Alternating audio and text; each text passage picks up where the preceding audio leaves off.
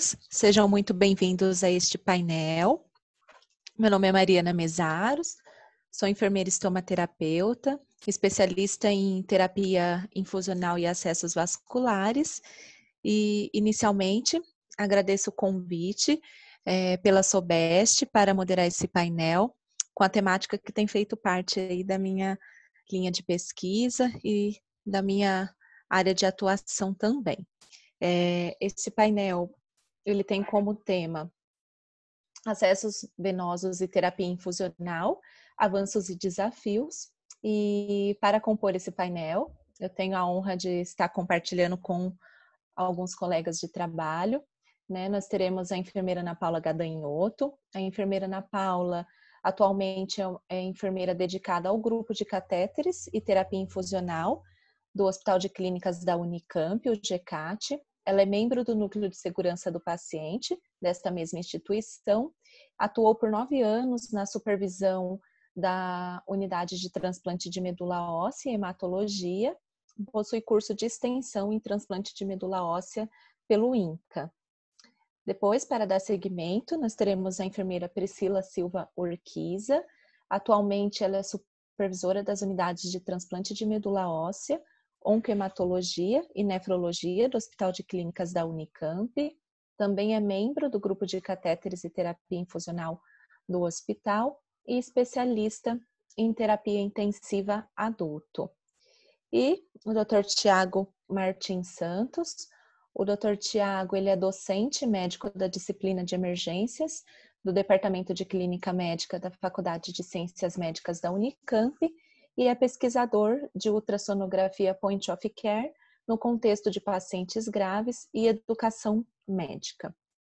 Então, só para contextualizar um pouquinho, os acessos vasculares para a realização da terapia infusional é a experiência mais invasiva, mais comum aos pacientes hospitalizados, né, uma vez que poucos planos de tratamentos atuais seriam possíveis na sua ausência. Atualmente, né, estudos nos trazem que em torno de 90% a 95% dos pacientes admitidos intra-hospitalar, eles recebem um acesso vascular para seguimento do seu tratamento, e dados dos Estados Unidos nos trazem que cerca de 5 milhões de catéteres venosos centrais, 2 milhões de catéteres venosos de inserção periférica, que é o PIC, e 310 milhões de catéteres venosos periféricos, eles são vendidos mundialmente e anualmente. O processo de cuidado, né, desses pacientes em uso de acessos vasculares, ela é uma atividade assistencial inerente ao cotidiano da nossa prática de enfermagem, mas ela é uma ação conjunta com toda a equipe interdisciplinar dos cuidados em saúde. Ela envolve desde a decisão da escolha do melhor dispositivo para aquela terapêutica proposta, até a melhor indicação de retirada desses dispositivos. Então, para dar início ao nosso painel, eu convido a enfermeira Ana Paula Gadanhoto para iniciar, então, a nossa apresentação. Um bom painel a todos.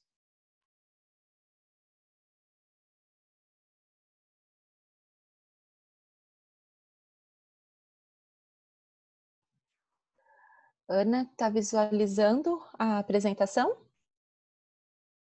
Só liga o microfone que está desligado.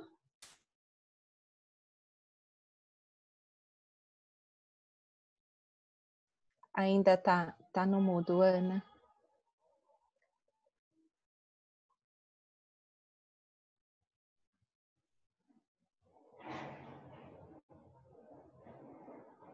Em cima, no cantinho da sua imagem, tem uma teclinha, não?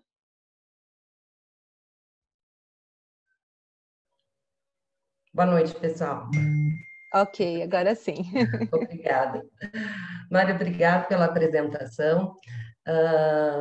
Primeiramente, queria agradecer à Sobest por esse convite e essa oportunidade né, de falar desse tema que a gente gosta tanto, que a gente estuda tanto e que faz parte da nossa prática assistencial, assim como você falou. Queria dar boa noite para todos os convidados e também para a nossa equipe profissional e amigos aí da Unicamp que vai estar compondo junto com a gente essas apresentações, Dr. Tiago e a enfermeira Priscila, tá bom? Como você já me apresentou, né? Então, eu sou a Ana e sou a enfermeira dedicada do grupo do GCAT do HC Unicamp. Pode passar, Manu.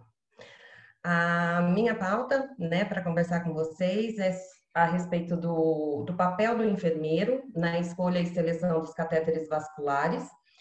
E declaro que não tenho conflito de interesse, uma vez que nós vamos trabalhar com algumas imagens e algumas aí, imagens e fotos de dispositivos e acessos, ok?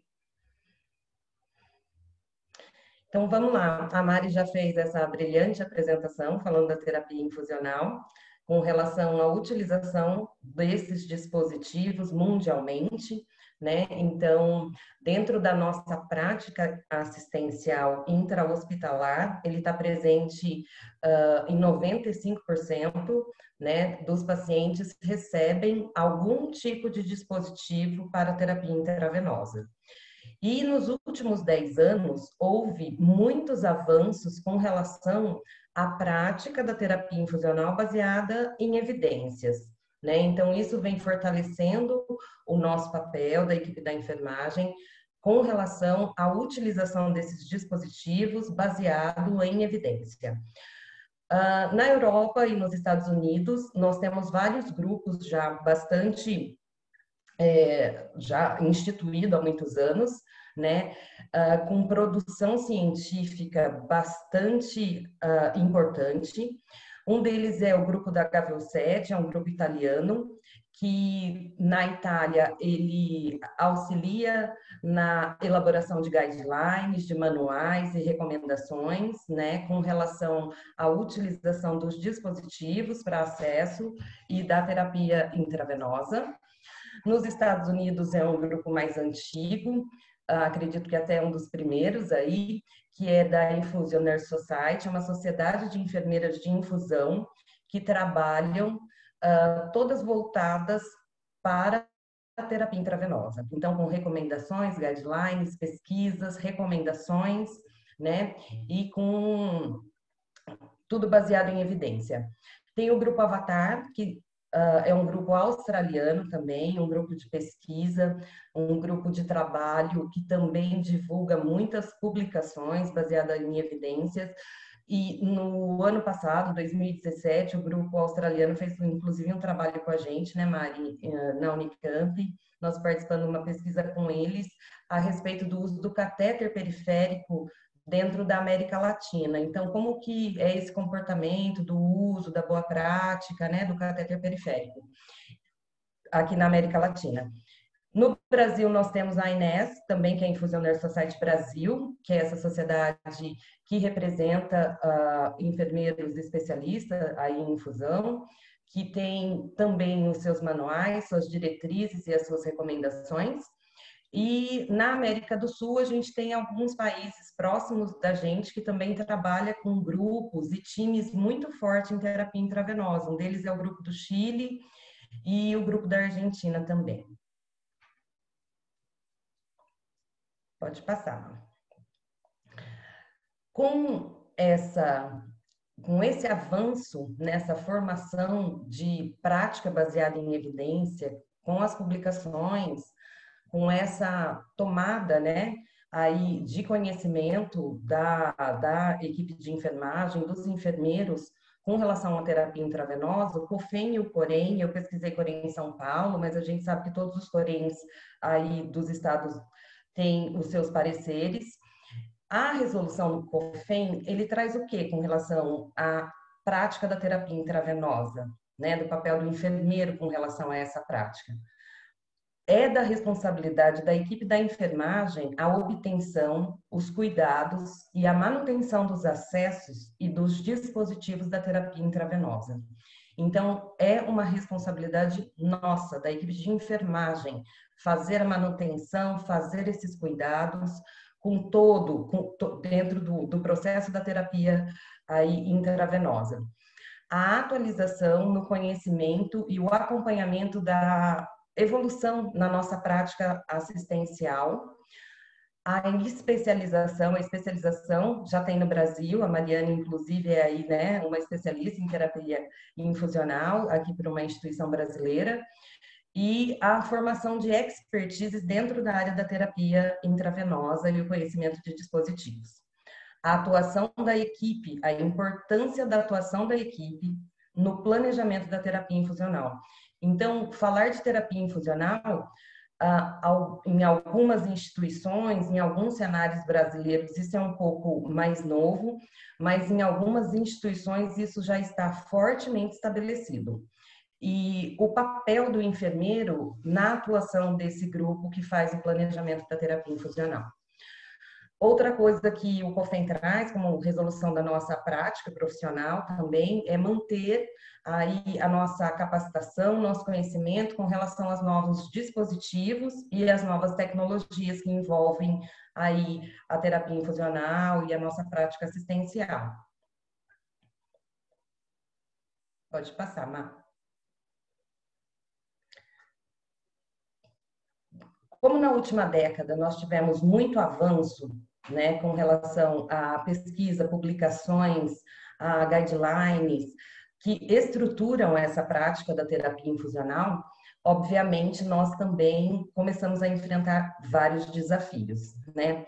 Esse avanço trouxe o que para a gente? O conhecimento relacionado à formação de grupos, de times multiprofissionais envolvidos na prática da terapia infusional. Então, por isso que na última década, várias instituições no Brasil instituíram esses times, esses grupos e vêm trabalhando fortemente e com um resultado muito positivo dentro da assistência, dentro das instituições. A busca pela qualidade na terapia infusional, né? Então, a qualidade e a segurança, ela faz parte de uma prática baseada em evidência e uma prática que é o nosso dever, né? Buscar a qualidade e a segurança, a assistência que a gente está prestando. Outro desafio dessa última década era entender, apresentar, calcular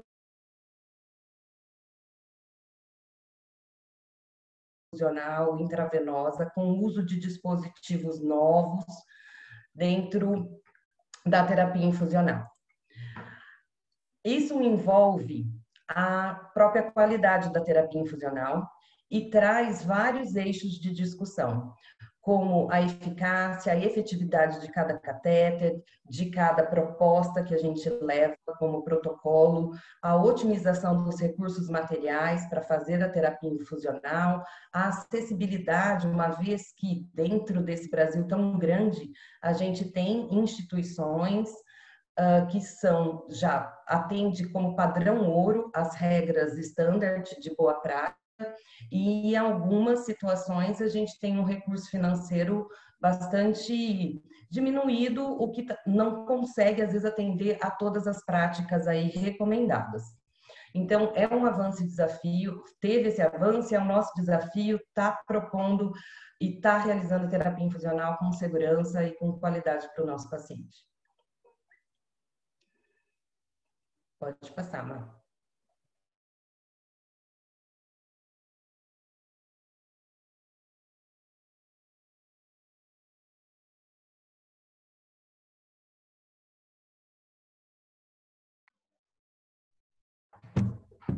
Ana.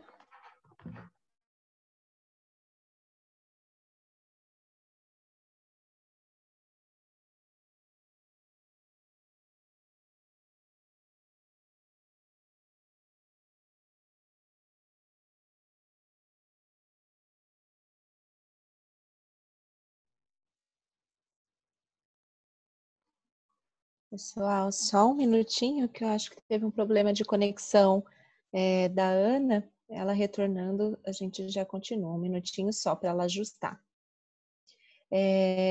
Pessoal, se forem surgindo dúvidas, pode utilizar o chat para realizarem as perguntas. Eu vou anotando e no final da apresentação dos convidados a gente vai direcionando para eles responderem os questionamentos de vocês, tá bom? Fiquem à vontade para escrever no chat e a gente vai acompanhando para fazer a pergunta de vocês no final aí da apresentação de cada um deles.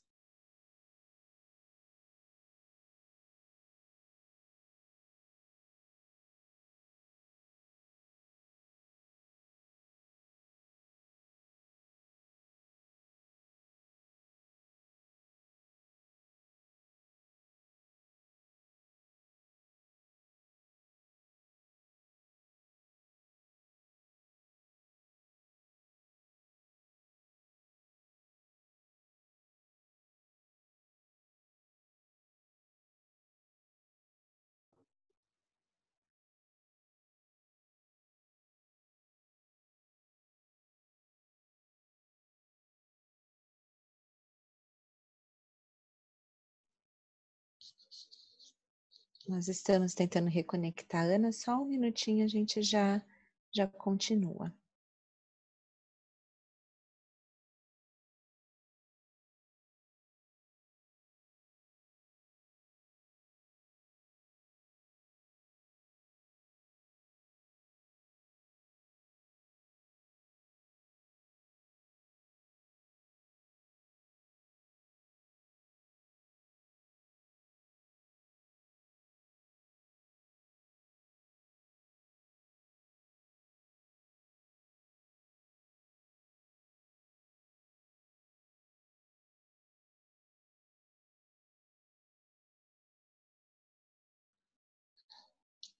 Acho que a Ana conseguiu retornar à sala, gente. Só um minutinho. Ana, você me ouve?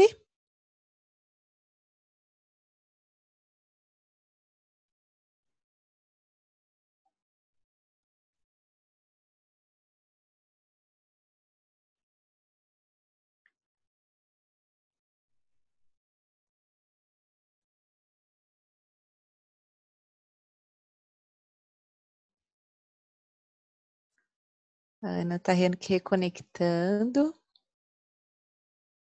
Só um minutinho. Acontece nessa nova era de tecnologia.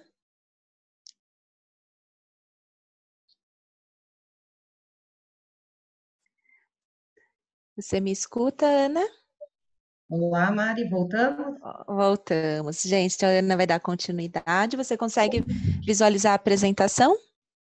Sim, desculpa, Perfeito. pessoal, aqui nessa instabilidade da internet, perdeu a conexão. Tá me ouvindo, Mar? Perfeito, pode continuar. Tá. Então, dentro desse cenário de desenvolvimento de times, de grupos, o Hospital de Clínicas da Unicamp, em 2014, criou o GCAT através de uma portaria institucional, e é o nosso grupo de gerenciamento de catéteres e terapia infusional. No nosso time, os membros é o médico coordenador da assistência do Hospital de Clínicas, um médico da equipe da cirurgia vascular, eu, Ana, como enfermeira dedicada a partir de 2018, e nós temos os enfermeiros GCAT de referência em todas as unidades, porque nós temos muitas especialidades, e então nós temos enfermeiros da UTI adulto, do serviço de pediatria, da UTI pediátrica, das enfermarias gerais, da oncologia, hemato, transplante de medula óssea, da urgência e emergência referenciada, que é o nosso pronto-socorro, e do centro cirúrgico. E, como não poderia, né, faltar, o enfermeiro da CCIH e o enfermeiro da assessoria de materiais, de recursos materiais. Então, qual que é o papel do GCAT, né, quando ele foi criado dentro do hospital? Exatamente trazer toda essa questão da prática baseada em evidências com a elaboração de protocolos e indicadores da terapia intravenosa para dentro da instituição, realizar avaliação de pacientes e discussão de casos clínicos com as equipes médicas, com a equipe de enfermeiro, realizar o treinamento e o desenvolvimento de expertises, de enfermeiros experts, então, em parceria com o Serviço de Educação Continuada, e também fazer a incorporação de novos produtos e novas tecnologias através de testes, avaliações, descritivos, para compor aí o nosso folder, nosso portfólio com relação a produtos para terapia infusional. Essa é uma fotinha na lateral da nossa série de manuais, que é disponível, né, para a equipe ter acesso via intranet no hospital. Aí nós fazemos o acompanhamento do enfermeiro na inserção do catéter de PICC, e abaixo, junto com o grupo da educação continuada, em um dos nossos treinamentos aí, que foi de hipodermólise.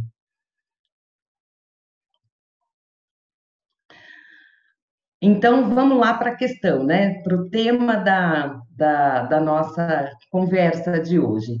Como que o enfermeiro faz a escolha e a seleção do dispositivo para a terapia intravenosa?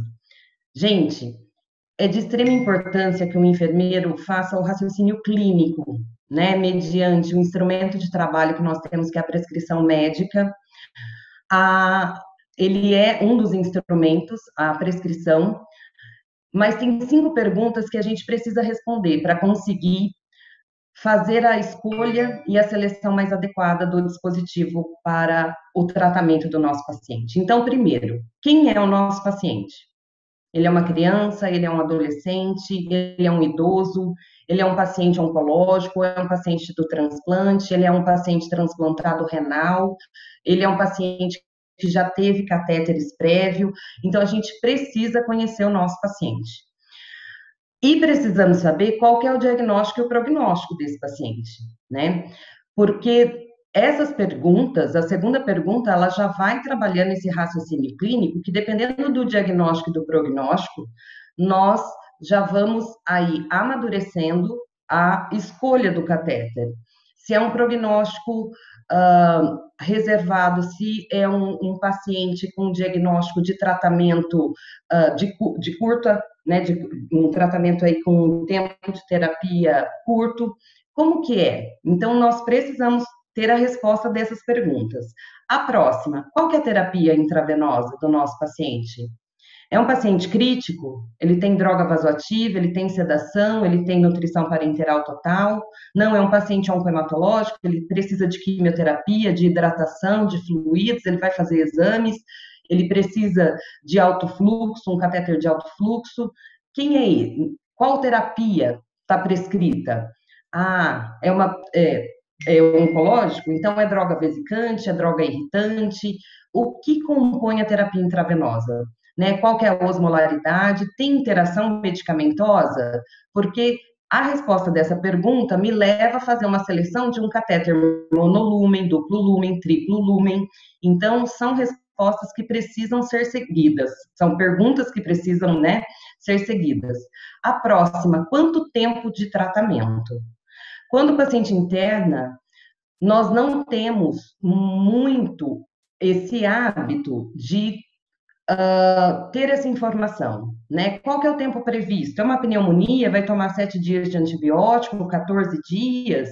Não é uma osteomielite, ele vai tomar 21 dias, né? E por que que o tempo de tratamento com a terapia intravenosa é tão importante? Porque também ela ajuda a determinar qual tipo de catéter. Como que a gente faz essa escolha? E a próxima pergunta, qual a condição da rede venosa? Normalmente, nós iniciamos a terapia intravenosa sem fazer a avaliação da rede venosa do paciente. Simplesmente, a gente começa através de um catéter periférico e vai dando continuidade. Então, quando a gente responde essas 5 perguntas, que faz parte do planejamento da terapia.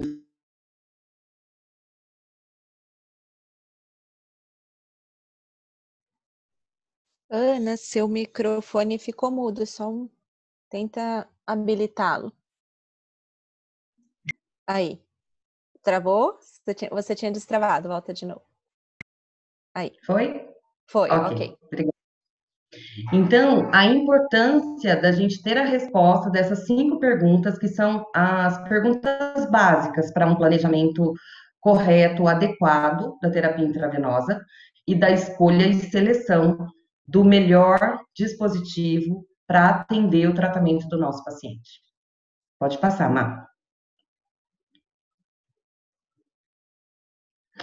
Aqui, eu, né, até por uma questão de tempo, não ia conseguir apresentar todos os catéteres aí para vocês, então eu trouxe uma foto que eles estão bem resumidos, mas estão todos aqui.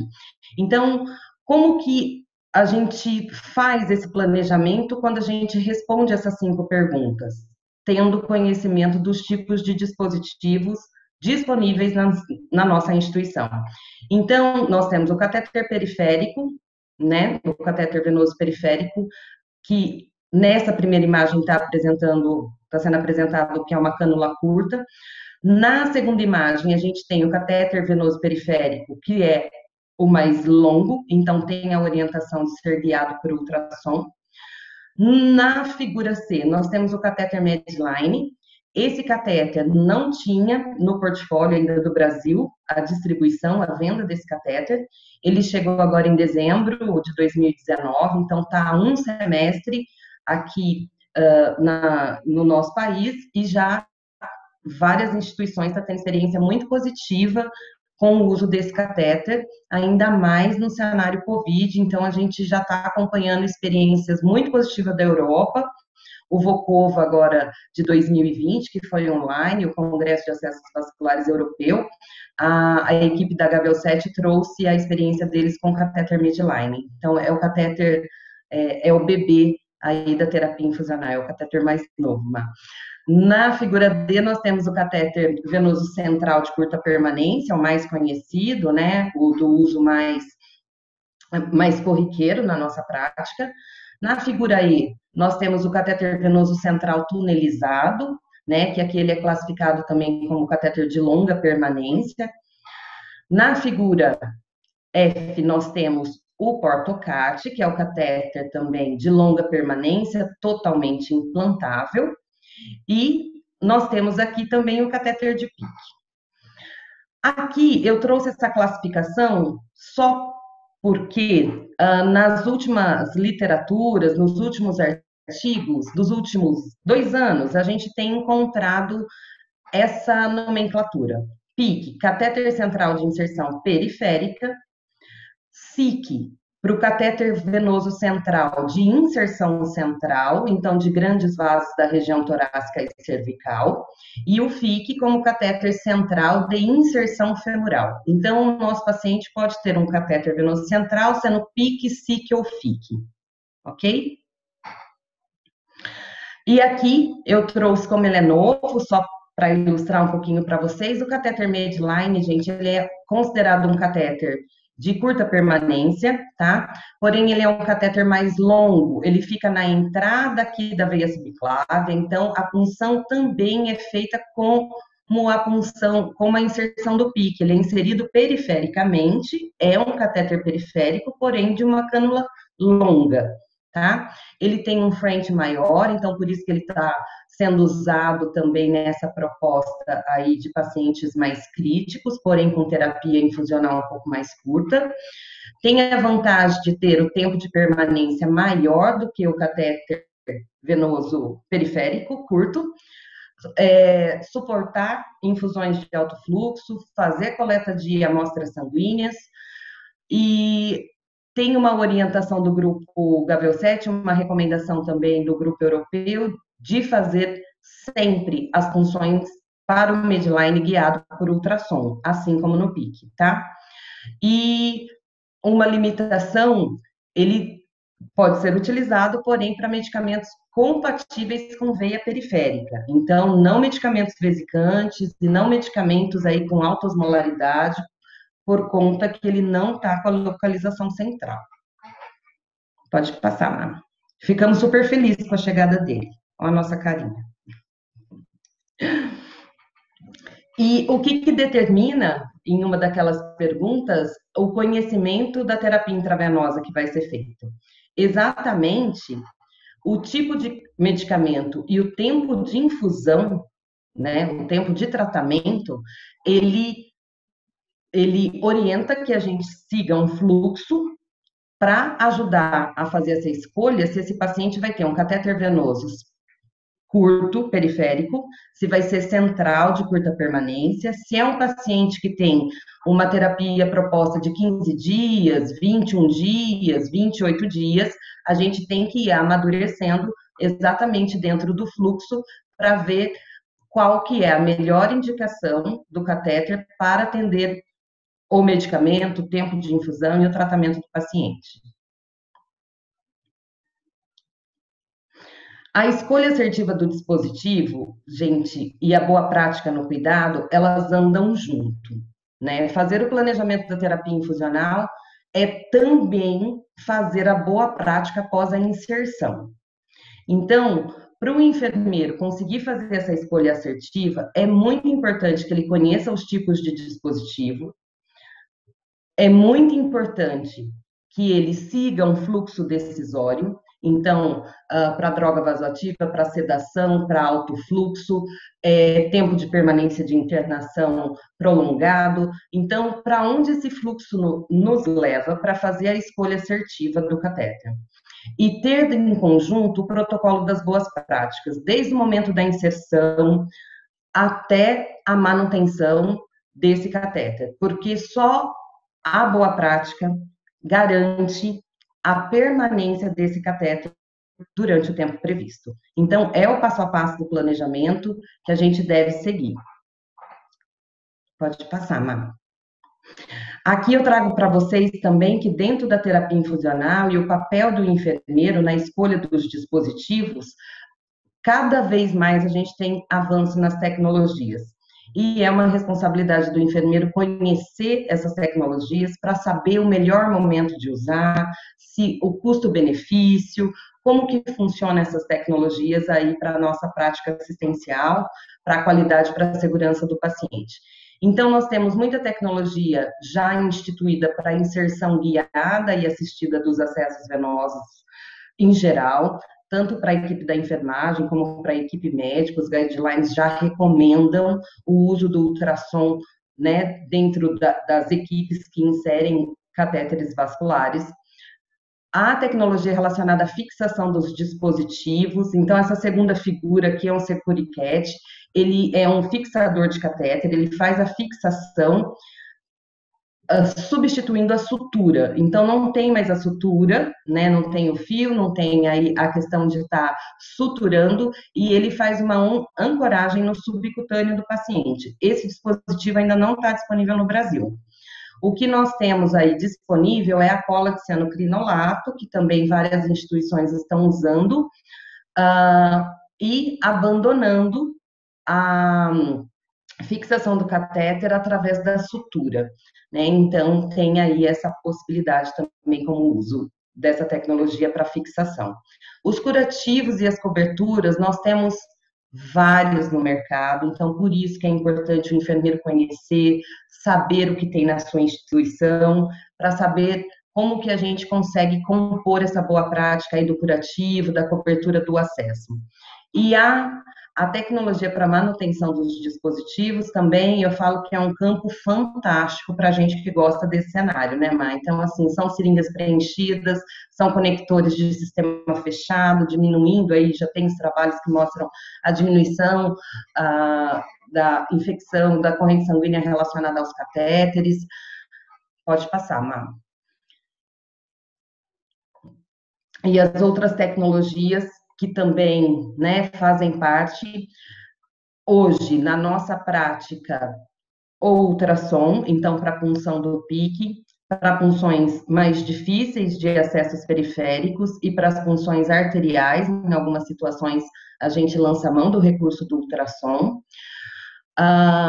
Esse capzinho é uma nova tampinha, que já está no mercado aí também, tem uns 2 anos, e ela faz o fechamento do conector, né, e ela tem álcool a 70% por dentro, então ela é já uma tecnologia mais avançada do que a nossa tampinha comum. O que tem de mais novo, que foi utilizado também e divulgado agora no Congresso Europeu de Acesso Vascular, é o ultrassom com wireless. Então, dentro do cenário COVID, utilizando aí o recurso da tecnologia, a facilidade de estar usando o ultrassom para guiar o acesso, para fazer a punção guiada ou assistida com um equipamento que pode ser utilizado à beira-leito, com fácil limpeza e desinfecção. Um outro recurso tecnológico, presente no Brasil já há alguns anos, mas assim, né, ainda em poucas instituições, é esse, esse instrumento, na verdade, né, esse produto, que ele é acoplado junto ao catéter de pique, e durante a passagem do catéter de pique, ele faz a navegação, porque ele tem um ímã na ponta, é ligado ao eletro, e a gente consegue fazer a visualização da ponta do catéter através desse material, aqui desse equipamento, né, e deixar o catéter na junção cava-atrial, né, que é o local ideal da colocação da ponta do catéter, evitando eventos adversos, diminuindo o risco de trombose, e alguns trabalhos já trazem também que com a utilização dessa tecnologia você pode abrir mão do recurso da imagem, no caso do raio-x para verificação da ponta do catéter. E nessa última imagem, a gente também, a nível de tecnologia, para mostrar para vocês a utilização aí de um visualizador de veias, também utilizado em vários serviços hospitalares, e aí no futuro bem próximo, bem breve, aí também será utilizado pelo nosso grupo do GECAT na Unicamp. As recomendações, como eu citei para vocês, então, da Infusioner Society dos Estados Unidos, eles têm vários guidelines, o nosso manual institucional também é baseado nas recomendações deles. A Anvisa, em 2017, lançou vários cadernos de prevenção de infecção, assistência relacionada à assistência à saúde, desculpa, e no capítulo 3 ela traz toda a orientação e recomendação para o uso de catéteres, cuidados, escolha e boa prática. A Inés Brasil lançou, tem acho que uns 3 anos aí, o manual do PIC também, as suas diretrizes com relação à boa prática com terapia infusional, e é um material, fora as publicações, né, que a gente utiliza muito no nosso dia a dia para a nossa prática assistencial. Obrigada, desculpa pela queda, viu, da internet, eu estou à disposição.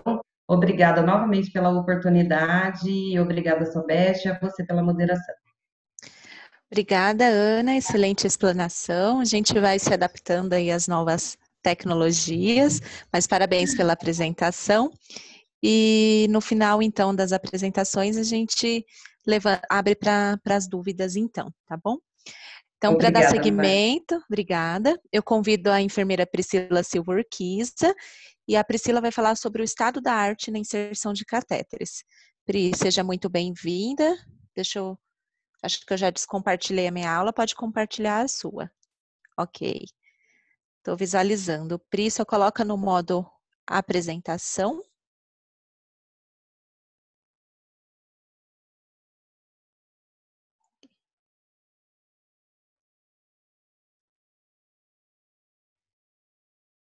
Ela saiu, qualquer coisa eu compartilho por aqui.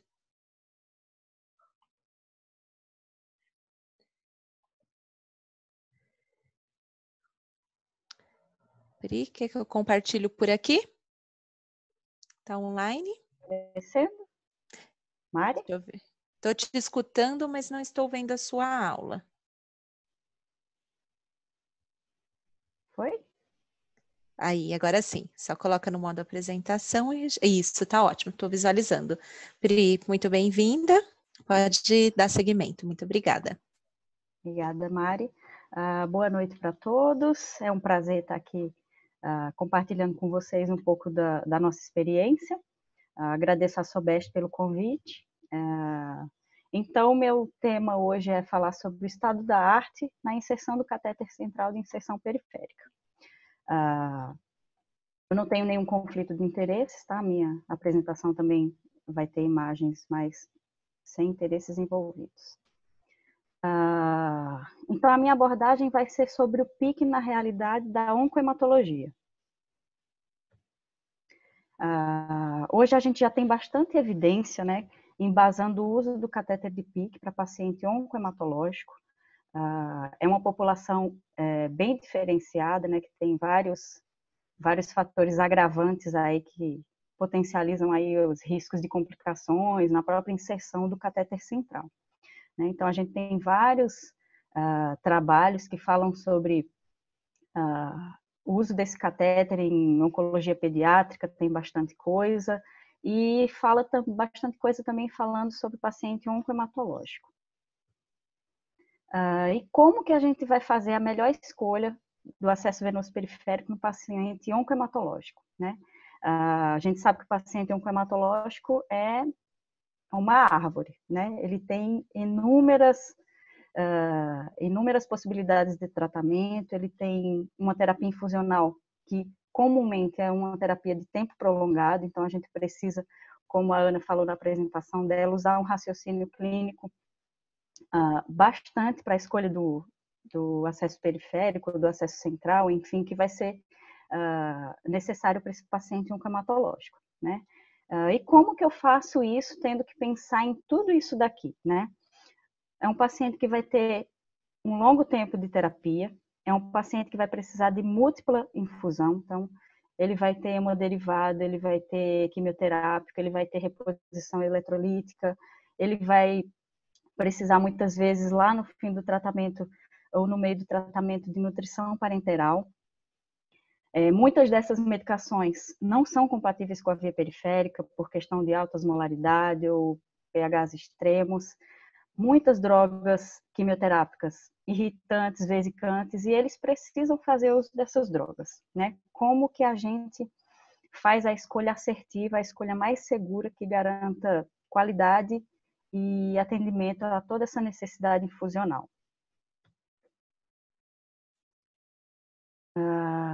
Então, aqui eu vou começar a falar um pouquinho da realidade da nossa instituição, né? Como que funciona e como que a gente iniciou esse projeto de catéter de PIC na oncohematologia. Desde 2016, o catéter de PIC ele é o nosso catéter de primeira escolha para os pacientes que internam com leucemia aguda e linfomas, né? E aqui destacando que as leucemias agudas que não promielocíticas, tá? Mais à frente eu falo por que as promielocíticas não são indicadas o uso do catéter de PIC. Né? Então, por que o catéter de PIC, por que eu vou escolher o PIC no contexto oncohematológico? Né? O que vai me dar essa assertividade de escolher o PIC como um catéter seguro para essa população? Primeiro, porque esse catéter ele reduz o número de procedimentos, né, de inserções de catéteres para esse paciente.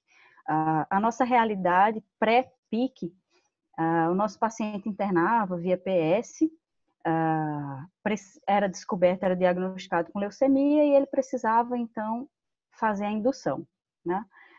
Para fazer a indução, várias drogas são irritantes, vesicantes, e era a opção catéter tipo intracato, um catéter venoso central de inserção central. Esse catéter ele era implantado e o paciente fazia a indução, passava pela neutropenia, recuperação e ia de alta. Era sacado do catéter. Na reinternação desse paciente para consolidação, era insertado um novo catéter central de inserção central. O paciente passava novamente pelo período de neutropenia, recuperava e ia de alta. E se a gente pensar que esse paciente de leucemia vai precisar de pelo menos uns 3 ciclos de químio, indução, consolidação 1 e consolidação 2, esse paciente era submetido a 3 procedimentos invasivos de implantação de catéter central, o que gerava um risco muito acentuado, né, pela própria característica do paciente. Aqui no quadrinho 2 a gente aponta a segunda opção, né, o segundo modo aí que nos faz pensar no PIC como um catéter seguro para o paciente oncológico. que a implantação do PIC tem menos contraindicações, né? Se a gente pensar no nosso paciente oncohematológico gravemente plaquetopênico, né? Quando o paciente chega com 2.000, 3.000 plaquetas e a gente precisa passar um catéter, a gente treme na base, né? Na realidade hematológica, isso é muito frequente, né? Essa plaquetopenia grave. E o catéter de PIC, com o advento do ultrassom, com a punção assistida, microintrodução, veio agregar muito para diminuir esse risco da implantação do catéter nesse paciente gravemente plaquetopênico, né? Em consequência disso, a gente tem menos riscos e complicações pleuropulmonares, como pneumotórax e hemotórax. Os PICs também não deixam a desejar em relação aos catéteres centrais de inserção central, no que diz respeito a fluxo, a lumens. Então, a gente tem uma grande gama de dispositivos, de tipos diferentes de catéter, né? Hoje a gente tem os catéteres de alto fluxo, que é o que a gente usa atualmente na instituição, que atende a toda a demanda do nosso paciente. Então, ele atende a demanda de hemocomponente, de exames com bombas injetoras de alto fluxo. Então, ele é um catéter que atende assim como um SIC atenderia.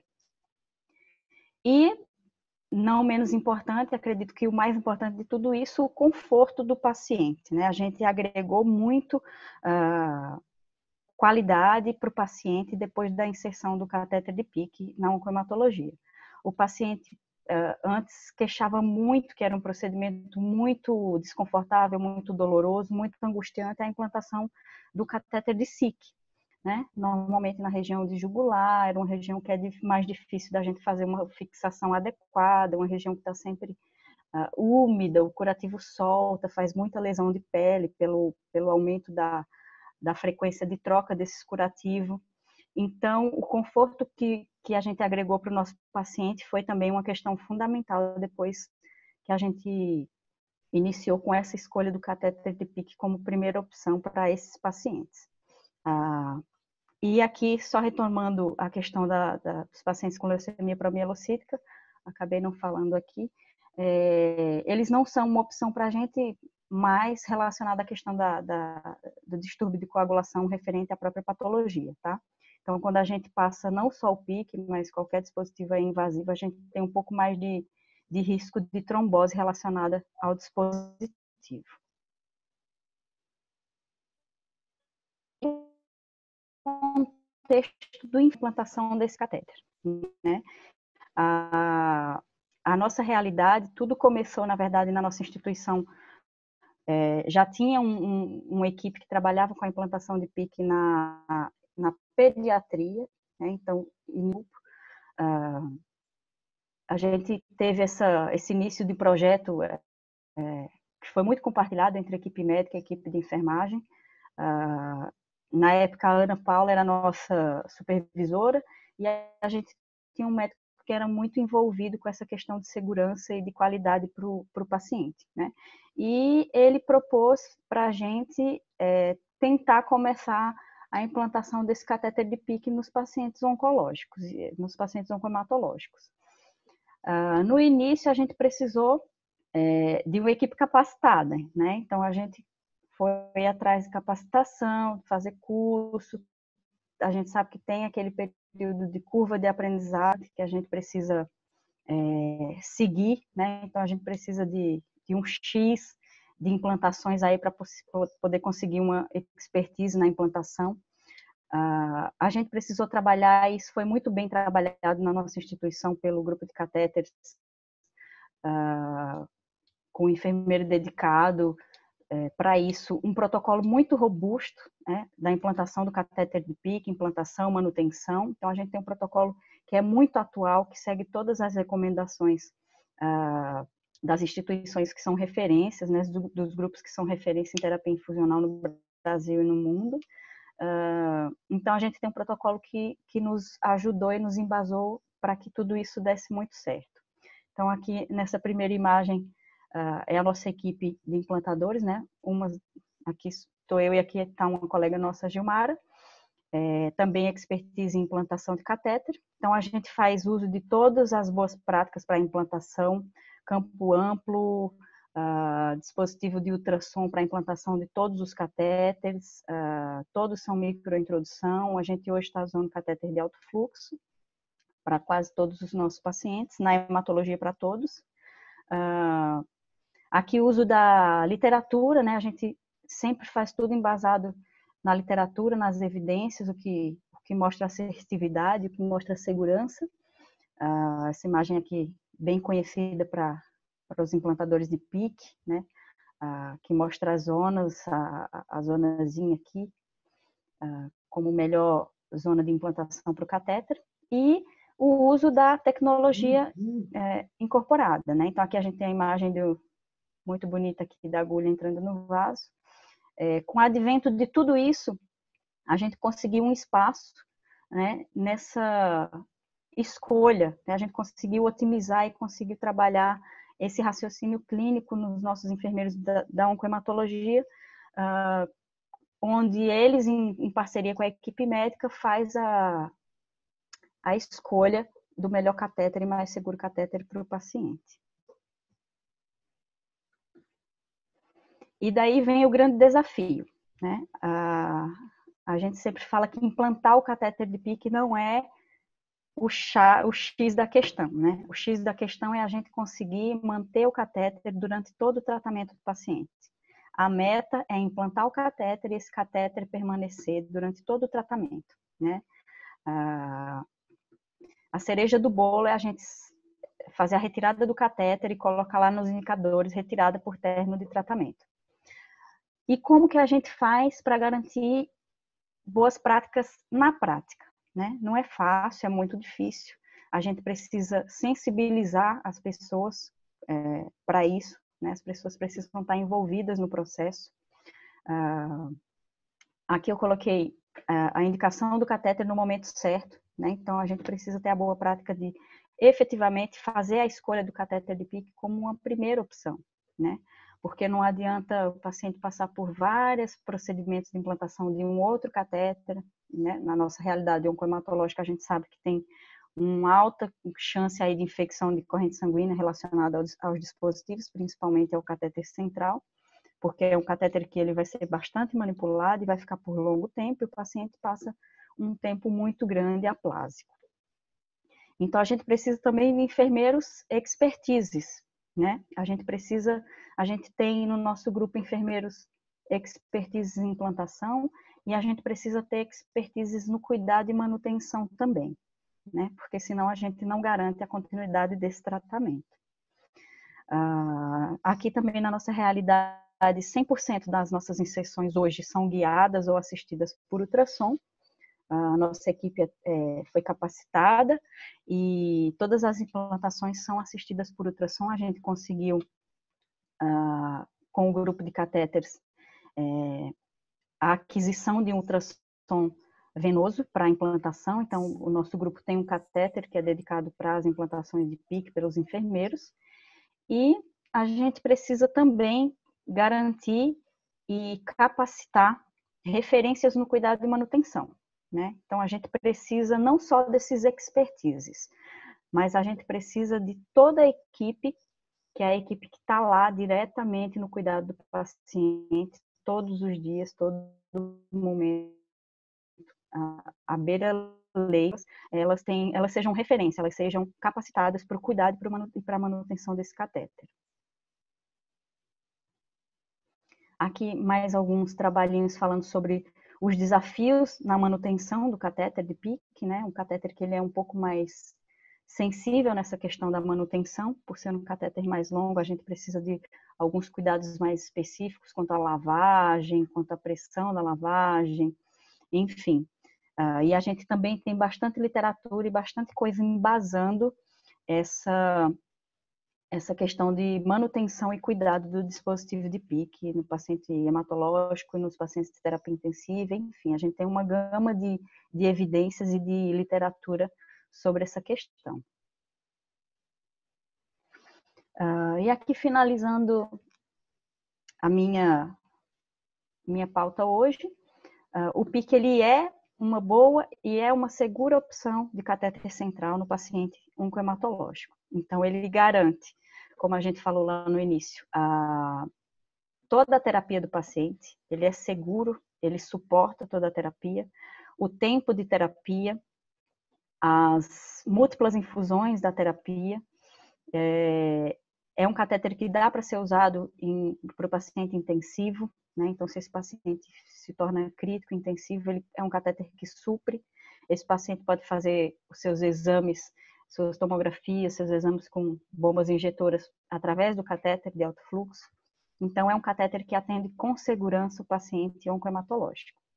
A decisão pelo melhor acesso, nessa população precisa ser planejado por uma equipe multiprofissional. Então, isso é extremamente importante e aqui, no contexto que a gente está falando da inserção do enfermeiro nessa proposta de terapia infusional, é muito importante a gente ter essa parceria da equipe médica, da farmácia clínica, do enfermeiro, juntos nessa escolha, nessa decisão pelo melhor e mais seguro acesso venoso para o paciente.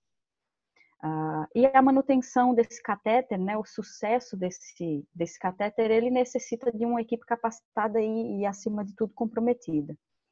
A gente costuma falar que a gente precisa melhorar as pessoas para melhorar os processos. Isso é muito, muito real, né? Quando a gente consegue sensibilizar uma equipe, sensibilizar uma pessoa do quão importante é aquele procedimento, né? Para a vida do paciente, para o segmento do tratamento do paciente, a gente consegue grandes mudanças, né? A gente consegue implementar processos, a gente consegue mudar rotinas e mudar a forma que as pessoas cuidam e a forma que as pessoas veem aquele processo, né? Passar a não ser mais um processo imposto, mas um processo participativo. Então, uma equipe capacitada e comprometida é muito importante para o sucesso da terapia infusional no paciente oncohematológico. Muito obrigada, extremamente agradecida, Mariana, muito obrigada pela moderação e estou à disposição para dúvidas. Obrigada, Priscila, pela excelente explanação. As pessoas que quiserem, né, depois tirar as dúvidas, pode colocar no chat, que eu estou anotando as perguntas para a gente direcionar posteriormente para os palestrantes, para os convidados. Então, agora eu convido o Dr. Tiago Martins. O Dr. Tiago ele vai falar sobre os desafios da punção guiada no catéter venoso central em tempos de Covid. Muito obrigada, Dr. Tiago, pelo aceite de participar desse painel. Seja muito bem-vindo. Fique à vontade para compartilhar a aula e iniciar a sua apresentação.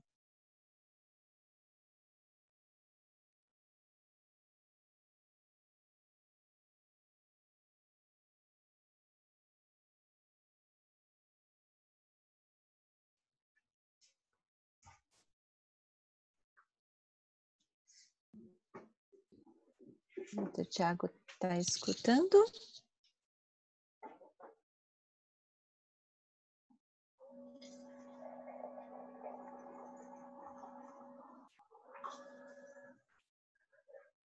Deixa eu só checar se eu não consigo visualizá-lo aqui na sala. Deixa eu só dar uma olhada aqui pelo celular.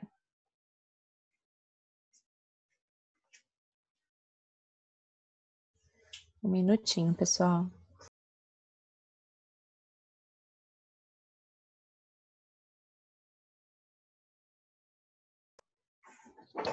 Dr. Tiago, consegue compartilhar a apresentação? Agora eu te vejo.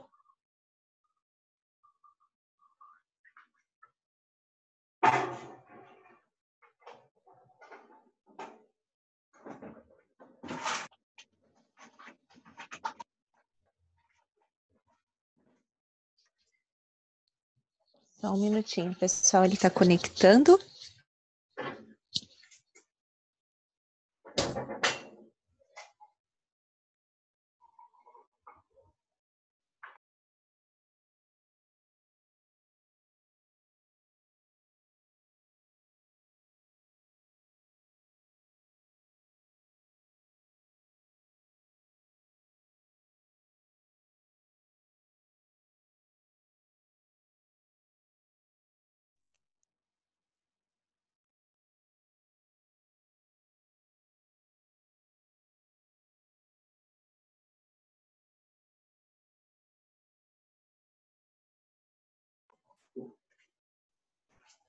Doutor Tiago, me escuta?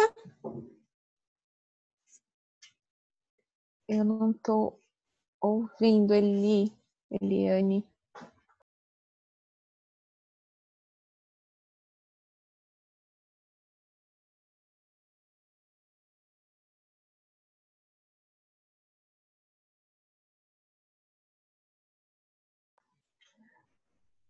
Tiago, eu não consigo te ouvir.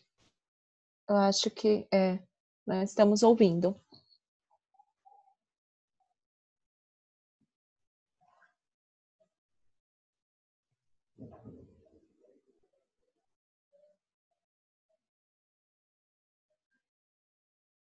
Só um minutinho, pessoal. Estamos ajustando.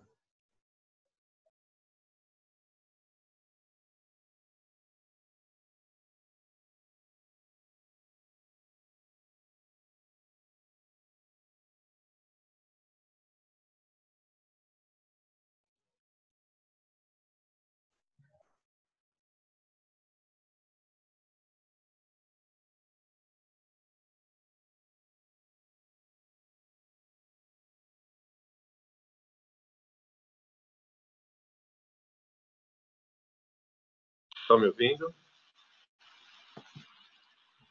Agora sim, agora eu te escuto. Tá.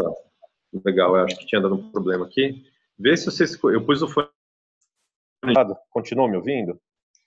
Ele deu uma falha agora, mas eu estou te escutando. Tá, tudo bem. Acho que agora foi, então. Ok, tá certinho. Legal. Então, peço desculpas, eu estava meio desacostumado com o Zoom e queria, então, agradecer a Sobest pelo convite. São pessoas muito, muito queridas, muito amigas.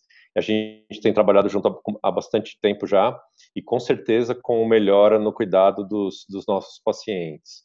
Então, quando a equipe da Sobest me convidou para conversar um pouco sobre os desafios da punção central, do acesso central guiado, eu achei interessante dar um pouco de ênfase na situação atual, porque a Covid-19 traz alguns desafios, né? E são esses desafios que eu gostaria de dividir com vocês. Então, eu vou compartilhar minha tela aqui. Espero não continuar apanhando do Zoom. Tá dando para ver minha tela? Perfeito, só colocar ela no modo apresentação, mas dá para ver. Aí, ok. Legal. Eu vou começar então. Então, esse é meu tema, desafios da punção guiada do cateter venoso central em tempos de Covid-19. Eu sou, então, como a Mari comentou, docente da disciplina de emergências e atualmente nós estamos coordenando 2 unidades Covid lá no HC, total de 19 pacientes. Então, a gente tem tido bastante contato com esse perfil de pacientes que tem as suas particularidades. Eu tenho uma parceria com a GE Healthcare, uma parceria de ensino e pesquisa, eles cedem algumas máquinas para a gente. E eu não quero entrar muito em detalhes, esse slide tem muita informação, depois no final eu vou oferecer um QR Code para todo mundo ter acesso, mas aqui isso faz parte das diretrizes do uso do ultrassom point of care no cuidado de pacientes com Covid-19. E aí a gente colocou no final essas recomendações de preparo, paramentação para o uso do ultrassom. São várias etapas, né? Isso aumenta bastante a complexidade do uso do ultrassom Aberalite nesses pacientes. E então eu vou dividir minha apresentação mais ou menos como está aqui. O que a gente tem que decidir antes de entrar no quarto do paciente, o que a gente decide, quais são as particularidades dentro do cenário mesmo de atenção ao paciente e após sair do quarto. Então, vamos começar quando nós estamos nos preparando para fazer a punção do acesso central. Primeiro, por que a gente deve usar ultrassom? Isso é bem óbvio, né? Isso já tá, essa meta-análise aqui é de 96, para vocês terem uma ideia. E o ultrassom evita o risco de falha na primeira tentativa, ou seja, quando você faz uma punção guiada, a chance de você acertar de primeira é melhor. E isso faz com que o tempo dentro do cenário diminua, ou seja, menos tempo de exposição a um paciente potencialmente infectado, seja em ventilação mecânica ou não. Também o ultrassom diminui a incidência de complicações.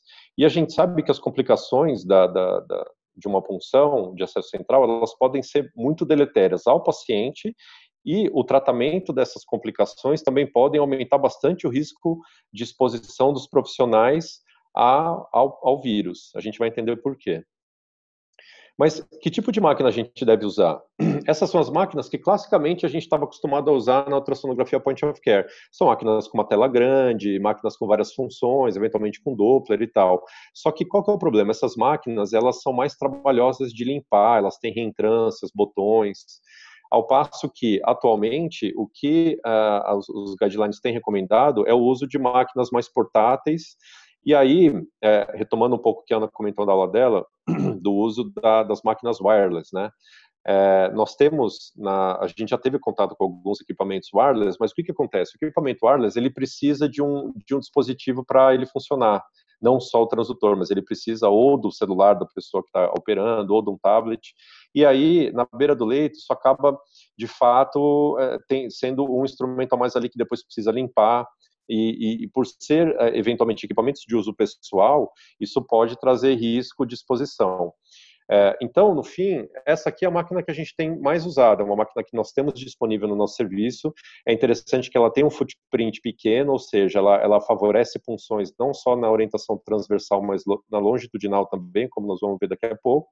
Ela tem o fio, né? Talvez a desvantagem da maioria dos equipamentos seja o fato de ter esse fio, que pode encostar no paciente, no leito. Então, mais um motivo para a gente ser bem caprichoso na limpeza do aparelho. Qual é o melhor catéter para ser usado nos pacientes com Covid-19? O que eu achei interessante foi a utilização bastante dos catéteres de PICC, porque na minha concepção, antes de eu fazer a revisão para essa aula, como os pacientes com Covid-19 têm muito fenômeno trombótico e trombólico, eu fiquei com a sensação que os catéteres de inserção periférica para esse grupo de pacientes não fosse tão recomendado, mas pelo menos essa publicação aqui no Journal of Vascular Surgery, esse grupo comentou que de 112 punções periféricas que eles fizeram, eles não tiveram nenhuma intercorrência de trombose.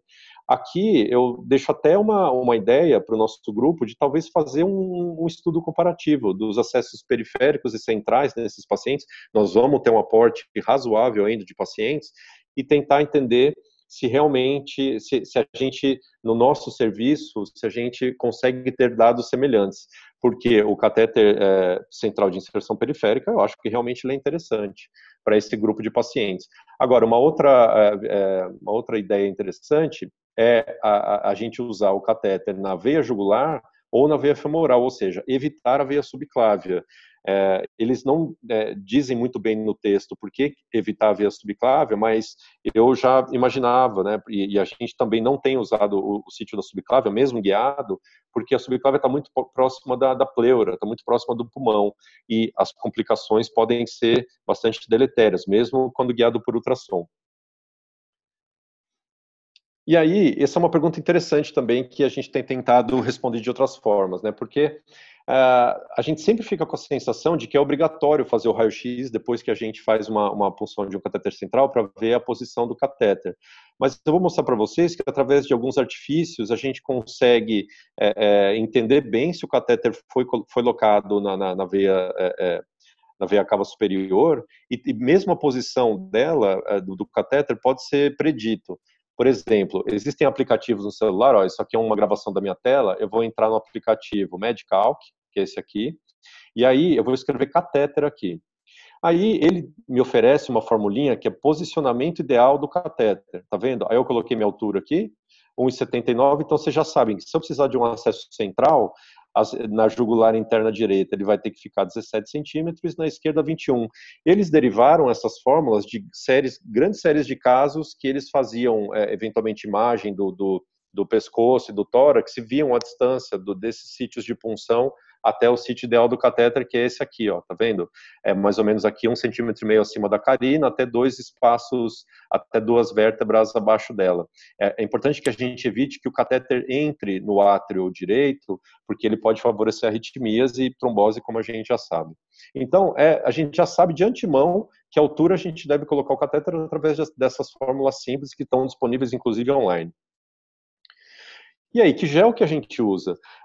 Nós vemos muito na prática as pessoas fazendo algumas, como é que eu vou chamar? Vou falar gambiarra, tá bom? Vou quebrar um pouquinho o protocolo aqui, as formalidades, e vou chamar de gambiarra, que é, por exemplo, usar a xilocaína estéreo. Só que a gente sabe que naquela abertura da xilocaína, não importa o jeito que a gente faça, pode haver algum grau de contaminação. Então, a gente pode usar esses sachês descartáveis de gel. O problema é que eles costumam não ser baratos e não estão disponíveis em todos os serviços. E aí, gente, vou falar para vocês. Água destilada, cloreto de sódio funcionam muito bem como veículos para o ultrassom encostar no paciente. É claro que nós vamos proteger o transdutor com uma capa estéreo. O gel que a gente utiliza entre a capa estéreo e o transdutor, que não vai encostar no paciente, não precisa ser um gel estéreo. Mas o gel que a gente usa da capa estéreo para direto à pele do paciente, aí sim precisa ser estéreo, porque a punção de um acesso central é um procedimento estéreo, como a gente sabe, né? Então, experimentem usar água ou soro. Não é tão fácil quanto usar gel, mas é bem tranquilo de usar também. E aí, o que acontece? Né? Toda vez que nós vamos fazer uma punção de acesso central, é importante que a gente estude o sítio que a gente escolheu, que pode ser o femoral, o jugular, como eu tinha comentado, antes do procedimento propriamente dito. E aí a gente se paramenta de forma habitual para os pacientes com Covid-19, entra no quarto, faz o estudo da anatomia e depois se paramenta com os EPIs estéreis para fazer a punção propriamente dita. Ok? Mas então lembrar que, obviamente, é necessário, toda vez que a gente for entrar no quarto, fazer a paramentação, né? A gente não precisa lembrar disso, mas eu achei importante recomendar. Bom, então vamos entrar no quarto. Para escolher o sítio ideal de punção, então a gente tem que escolher um sítio que ofereça mínimas complicações mecânicas. E aqui a gente já vê que o sítio da subclávia é o sítio que mais tem complicação mecânica, do tipo pneumotórax, hemotórax. E aí, o que acontece? Qual que é o problema de uma complicação do tipo hemotórax ou pneumotórax? Os procedimentos que a gente precisa fazer para contornar essa situação, todos eles são muito geradores de aerossol. E eu até fiquei surpreso, porque eu fui procurar o quanto que a drenagem de tórax tem de odds ratio para a produção de aerossol e não achei esse dado. Então, se alguém souber esse dado, quiser dividir com a gente também, mas eu não achei na literatura. O fato é que, por exemplo, se esse paciente instabiliza por causa da punção, por exemplo, por um pneumotórax, qualquer coisa do gênero, a intubação é um procedimento muito gerador de aerossol, a aspiração do tubo, que pode ser correspondente, talvez, a uma punção de alívio, também é geradora de aerossol, massagem cardíaca, esse paciente pode parar, também é geradora de aerossol, ventilação não invasiva, traqueostomia, que pode ser um procedimento de urgência. Então, assim, eu acho realmente que o sítio da subclávia deve ser evitado nesse grupo de pacientes, apesar de ele ser o que menos curse com infecção. Outra coisa importante é ter o mínimo de complicações trombóticas. E aí a gente vê que a veia femoral acaba sendo um sítio que promove bastante trombose. Então, a gente acaba optando pela jugular. A jugular é o sítio que nós mais temos puncionado. E como eu comentei com vocês, talvez a PIC entre como uma alternativa, já que a taxa de trombose da PIC é semelhante ao acesso central, né? Então talvez aí a gente fique entre o sítio jugular e eventualmente um catéter central de inserção periférica. O estudo da anatomia é fundamental, a gente estudar com ultrassom, porque a gente sabe que a veia jugular tem muita variação anatômica, como a gente está vendo aqui, né? A maioria está em posição anterolateral de ambos os lados, mas a gente tem algumas outras apresentações que são mais desafiadoras, então o ultrassom ajuda a gente a entender essas variações anatômicas.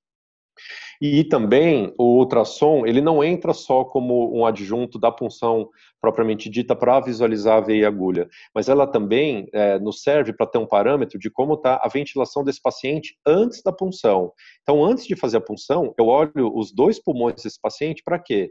Primeiro, para ver se esse paciente não está muito grave, se ele pode instabilizar por insuficiência respiratória na hora que eu descer o decúbito. Essa é a primeira coisa. E a segunda coisa eu vou passar aqui o vídeo de novo, porque aqui a gente consegue ver a linha pleural e esse paciente está ventilando. Então, a gente sabe que isso aqui é um pulmão ventilado. Se ele fizer um pneumotórax, ele vai ter um padrão diferente, como nós vamos ver. Aqui é o modo M de um pulmão normal. Então, a gente vê esse tipo de traçado. quando a gente coloca um pulmão normal do modo M. O pneumotórax vai ter um traçado diferente. Então, logo a gente faz ultrassom de pulmão antes, faz o procedimento, faz o ultrassom de pulmão depois, para ver se eu não gerei nenhuma complicação do procedimento propriamente dito. Mas o motivo para a gente não necessariamente precisar do raio-x imediatamente. Então, a gente já sabe a altura do catéter e a gente já testou o pulmão do paciente antes e vamos testar depois da punção. Outra coisa fundamental é a cobertura total do paciente, né? Eu nem preciso entrar muito nesse mérito, mas a gente sabe que a gente precisa cobrir o corpo todo do paciente para oferecer a melhor proteção possível contra infecção. A orientação da punção, não tem muito segredo, a orientação pode ser transversal, fora de plano, começa aqui, e aqui a gente vê que isso aqui é um loop, tá, gente? Eu não estou chuchando a veia desse paciente várias vezes não, coitadinho. Mas assim, a gente vê que essa agulha, ela está entrando meio na lateral, e aí é uma questão de risco-benefício. Eu posso voltar um pouquinho a agulha e tentar posicionar ela mais central? Posso, mas esse caso aqui em particular, eu lembro bem, era uma paciente hematológica, então, apesar da agulha ter entrado não no sítio que a gente gosta mais, que seria mais centralizada, a gente acabou fazendo a punção aqui mesmo, porque ela estava plaquetopênica. E aqui eu vou mostrar novamente uma punção longitudinal. Aqui, como eu tinha comentado, se a gente estiver lançando mão de transdutores com footprints menores, né, lembrando que o footprint é a parte do transdutor que encosta na pele, um footprint menor, mesmo num pescoço mais curto, permite que a gente faça uma visualização longitudinal da veia. Isso permite que a gente, inclusive, observe a agulha, veja o bisel e aumente a segurança do nosso procedimento. Da mesma forma, depois que eu passo o fio-guia, antes de eu proceder à passagem do catéter pela técnica de Seldinger, eu posso observar o fio-guia dentro da veia. Então, imagina que isso aqui é a orientação cranial e aqui é caudal, a veia cava superior vai estar para baixo, né? Aqui é a veia jugular, daí ela vai encontrar aqui no bulbo jugo subclaviano com a veia subclávia, e elas vão dar origem, né, à veia cava superior. Então, eu sigo o fio-guia e vejo ele entrando consigo ver ele inclusive submergindo na cava. Aí depois eu não consigo ver mais porque eu tenho a clavícula não permite a visualização.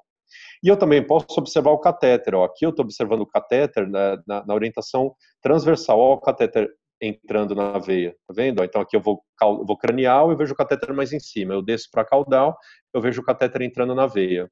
E aí eu posso mudar a orientação do transdutor e ver o catéter também na orientação longitudinal. Então, retomando a questão do raio-x, a grande polêmica do raio-x, que é algo que a gente pode deixar para um outro momento. Eu já decidi que a altura que eu quero deixar o catéter, eu já olhei o pulmão do paciente antes, eu fiz a punção guiada, eu olhei o fio-guia e eu olhei o catéter. Aí, como eu comentei com vocês, depois eu checo o sucesso do meu procedimento. Então, vamos supor que eu tenho um catéter aqui na veia jugular interna direita e a punção ocorreu tudo bem.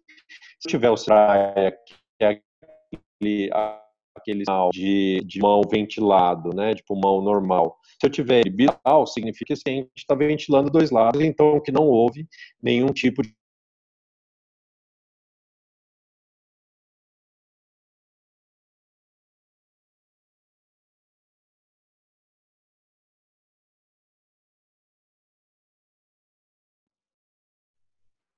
Doutor Tiago, eu acho que a apresentação travou, eu não escuto mais você falando e a apresentação também, a princípio, está em pausa.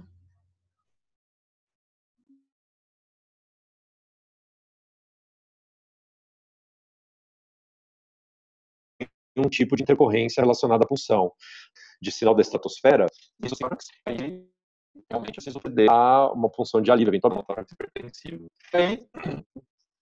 Diga, Mari, houve algum problema? Houve, ela travou. Aonde que perdeu? No início do slide anterior. Tá, deixa eu voltar aqui. Foi esse slide aqui? Isso mesmo. Ok, então aqui eu estava dizendo que se eu tenho um sinal da praia bilateral, tudo bem, punção, sucesso. Se eu tenho esse tipo de achado aqui, que é o sinal da estratosfera no pulmão direito, que foi onde eu puncionei, pode ser um indicativo de que esse paciente desenvolveu um pneumotórax. Por quê? Porque eu olhei o pulmão dele antes, estava normal, agora eu olho, ele está diferente. Então, isso aqui pode indicar que realmente houve um tórax durante o procedimento. Eu fico de olho no paciente e decido qual que vai ser minha conduta de agora em diante. Bom, nós estamos chegando no fim da aula, então depois que eu fiz a punção, eu procedo à fixação do catéter. Achei interessante alternativas para o ponto, né, porque o ponto é algo desconfortável para o paciente também, então eu acho que se a gente conseguir evoluir nisso vai ser muito interessante. A gente se desparamenta, né, seguindo todas as etapas da desparamentação de dentro do quarto, higieniza o aparelho, leva ele para fora, deixa ele num lugar protegido, higieniza as mãos completamente, daí retira o aparelho de ultrassom, procura os respingos e se tiver, limpa novamente. É importante também, a maioria dos produtos que a gente usa para a higienização da máquina, elas precisam de um tempo, o produto ele precisa ficar um tempo lá para fazer efeito. Isso é muito importante a gente saber, que era uma informação, por exemplo, que no início da pandemia eu não sabia. E aí a gente coloca num lugar que é pré-determinado para ultrassom. Isso é importante, ele ter o cantinho dele na nossa unidade também. Bom, aí tem um momento de fazer o raio-x. A gente pode fazer esse raio-x no momento oportuno, se a gente quer fazer o raio-x por outro motivo, por exemplo, checagem de sonda, ou por algum outro motivo, a gente usa o raio-x por outro motivo para também checar a ponta do catéter. Mas logo após a passagem, se todas essas etapas foram respeitadas e não houve nenhuma intercorrência, as vias estão patentes, está refluindo sangue, assim por diante, a gente já pode usar esse catéter para tudo, talvez menos, por enquanto, para pressão venosa central, que isso o catéter precisa estar alocado, e talvez para coletar uma gaso central é melhor esperar um pouco também, mas são duas aplicações que não necessariamente são fundamentais. O fundamental mesmo, quando a gente passa um catéter central, geralmente é a infusão segura de medicações que não devem ser feitas no acesso periférico, como a gente sabe. Bom, quem quiser saber um pouquinho mais, entender um pouquinho mais sobre a ultrassonografia point of care, é só tirar uma fotinho desse QR Code ou entrar nesse Bit.ly. A gente tem uma série de aulas que a gente disponibilizou, são aulas que a gente dava nos nossos cursos e para os alunos do 6º ano, mas que atualmente a gente abriu essas aulas para a comunidade por força da pandemia. Quem quiser saber um pouco mais sobre o uso da ultrassonografia point of care no atendimento da Covid-19, a gente excluiu essa parte do catéter dessa recomendação, mas tem toda a parte da ultrassonografia pulmonar, cardíaca, de veia cava nesses pacientes. Está aí a recomendação que a gente fez da Abramed, do Colégio Brasileiro de Radiologia e da MB. Então, como mensagens finais, conforme eu tinha comentado, é muito importante a gente obedecer as etapas de proteção, tanto nossa, quanto do aparelho, quanto do paciente, caprichar na higienização do paciente, do aparelho, porque esse aparelho ele vai ser utilizado outras vezes em outros pacientes. Se possível, ter um aparelho exclusivo para Covid-19 para a sua unidade de Covid é interessante também. Ponderar muito o risco e benefício dos sítios de punção, conforme a gente já comentou, evitar o sítio subclávio e considerar a PIC não só quando o paciente estiver estável, mas se ele estiver em condições. É isso. Dúvidas eu estou à disposição agora no chat. E, mais uma vez, obrigado ao Sobest e obrigado pela oportunidade. Obrigada, doutor Tiago. Excelente explanação. Obrigada a todos. Deixa eu só abrir minha tela aqui para conseguir ver as perguntas que surgiram. Teve vários elogios para a apresentação de vocês três, né, pela excelente explanação, pela importância, né, do conteúdo. A estomaterapia, ela, né, como foco de atendimento, a gente também tem drenos e catéteres, né, dentro do seu escopo de atuação. Então, falar de terapia infusional, de catéteres e de novas tecnologias para atender uma terapia segura é extremamente importante, né, dentro de nossos diversos cenários. Teve algumas perguntas aqui no chat, eu vou direcioná-las para vocês. Só um minutinho.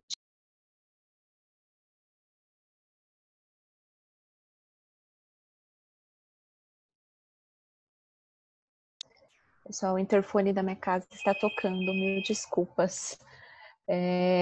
Bom, vou iniciar as perguntas. A primeira pergunta que veio pelo chat veio para a Ana. Ana, como escolher o melhor catéter para atender a demanda de um paciente ambulatorial? É o mesmo direcionamento do paciente que está internado? São as mesmas avaliações que a gente deve realizar quanto à avaliação, prognóstico? Abre só o microfone. Isso, abri aqui, estão me ouvindo? Ouvindo, pode ir. Ah. Mari, então, para pacientes ambulatoriais, nós também devemos seguir o escopo para fazer o planejamento da terapia infusional. Então, a gente pode permanecer com as cinco perguntas. Então, quem é o paciente, quanto tempo ele vai estar utilizando essa terapia infusional. Vários pacientes nossos intra-hospitalares, eles recebem alta com um pique para estar fazendo aí a terapia infusional nele sequencial. Então, às vezes, uma vez por semana, 2 vezes por semana, né? Então, tem até um projeto que foi feito também para atender a deshospitalização do paciente, né? Com antibiótico terapia intravenosa.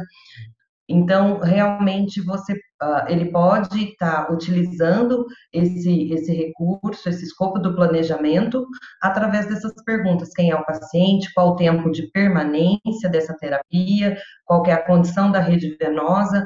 Mas em home care e ambulatorial, uma coisa que a gente deve tomar muito cuidado é com o compromisso do paciente, a aceitação do paciente, a responsabilidade do paciente com esse dispositivo, porque envolve muito autocuidado, né? Então, dar alta para o paciente com catéter de pique, que ele tem a questão da extensão ali, é tomar cuidado no banho, é fazer a cobertura adequada para o banho, é vir fazer as trocas de curativo semanalmente, é vir fazer a lavagem aí, a sorolização desse catéter. Então, eu colocaria mais a questão, né, mais uma pergunta é se o paciente tem condições desse autocuidado e desse compromisso.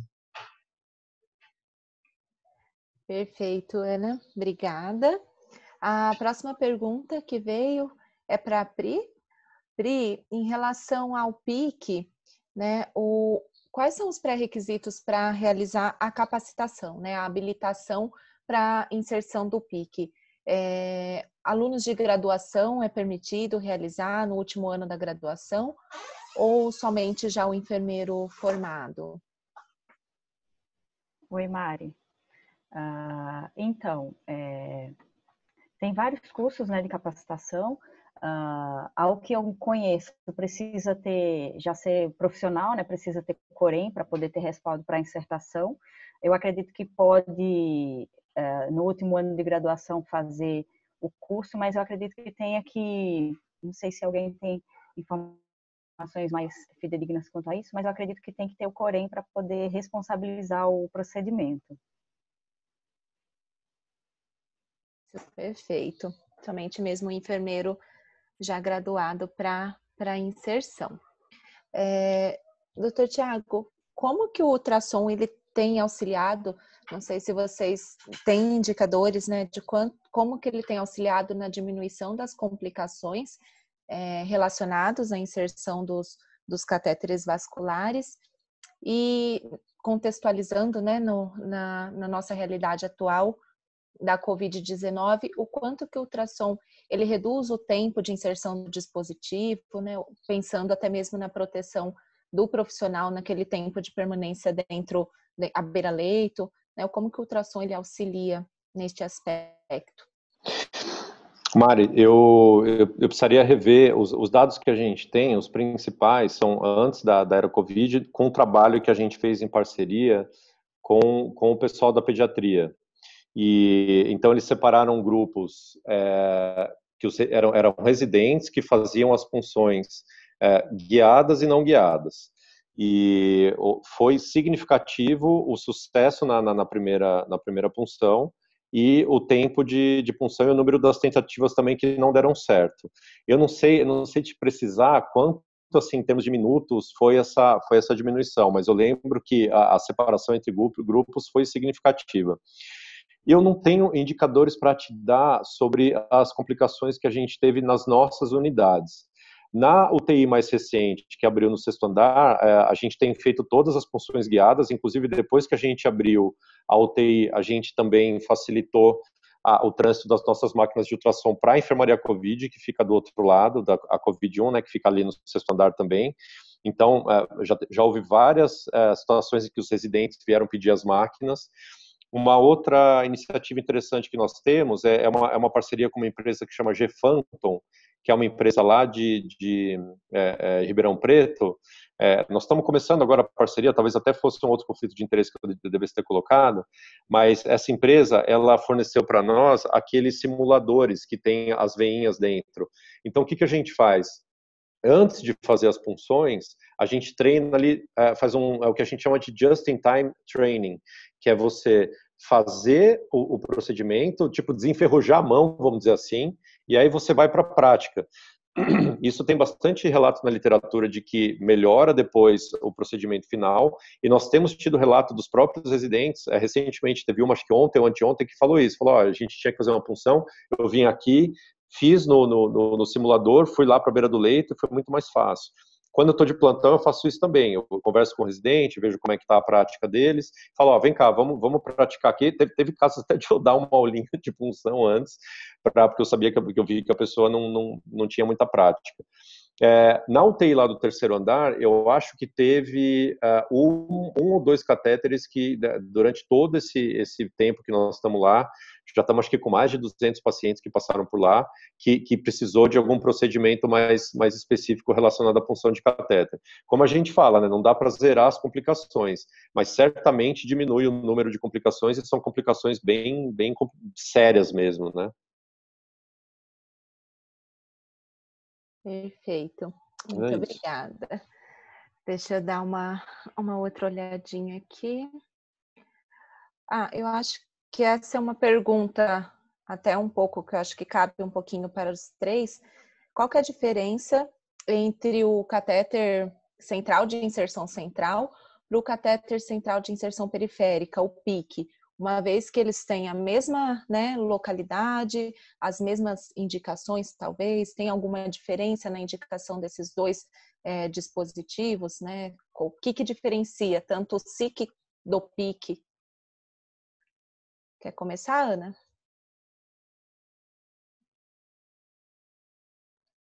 Habilita o microfone.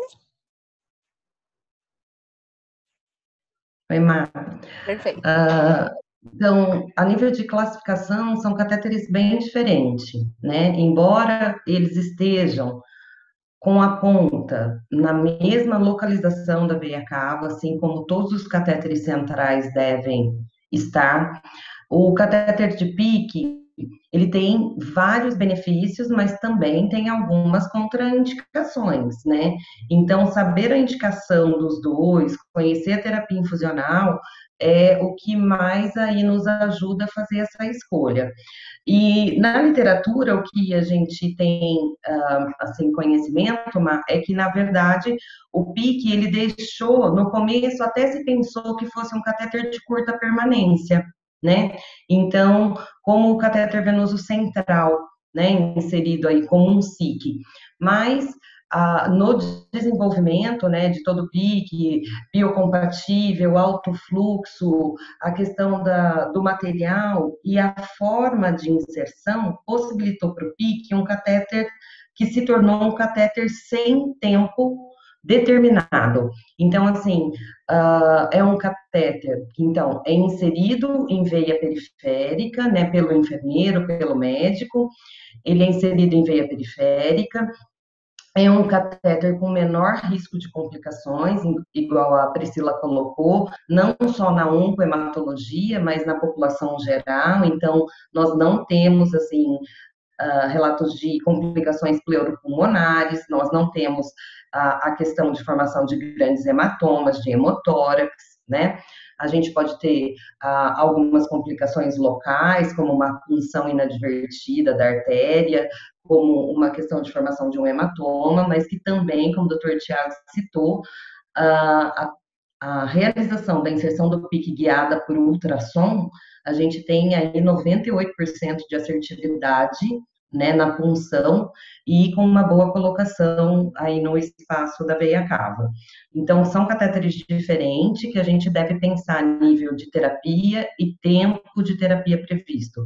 Sem contar que o catéter venoso central é um catéter que, em média, tem 20 centímetros, e o catéter de PIC é um catéter mais longo, né? É um catéter aí que depende muito do paciente, porque é um catéter que respeita o tamanho do paciente nesse contexto, mas é um catéter longo que exige também bastante cuidados para sua manutenção, assim como o SIC.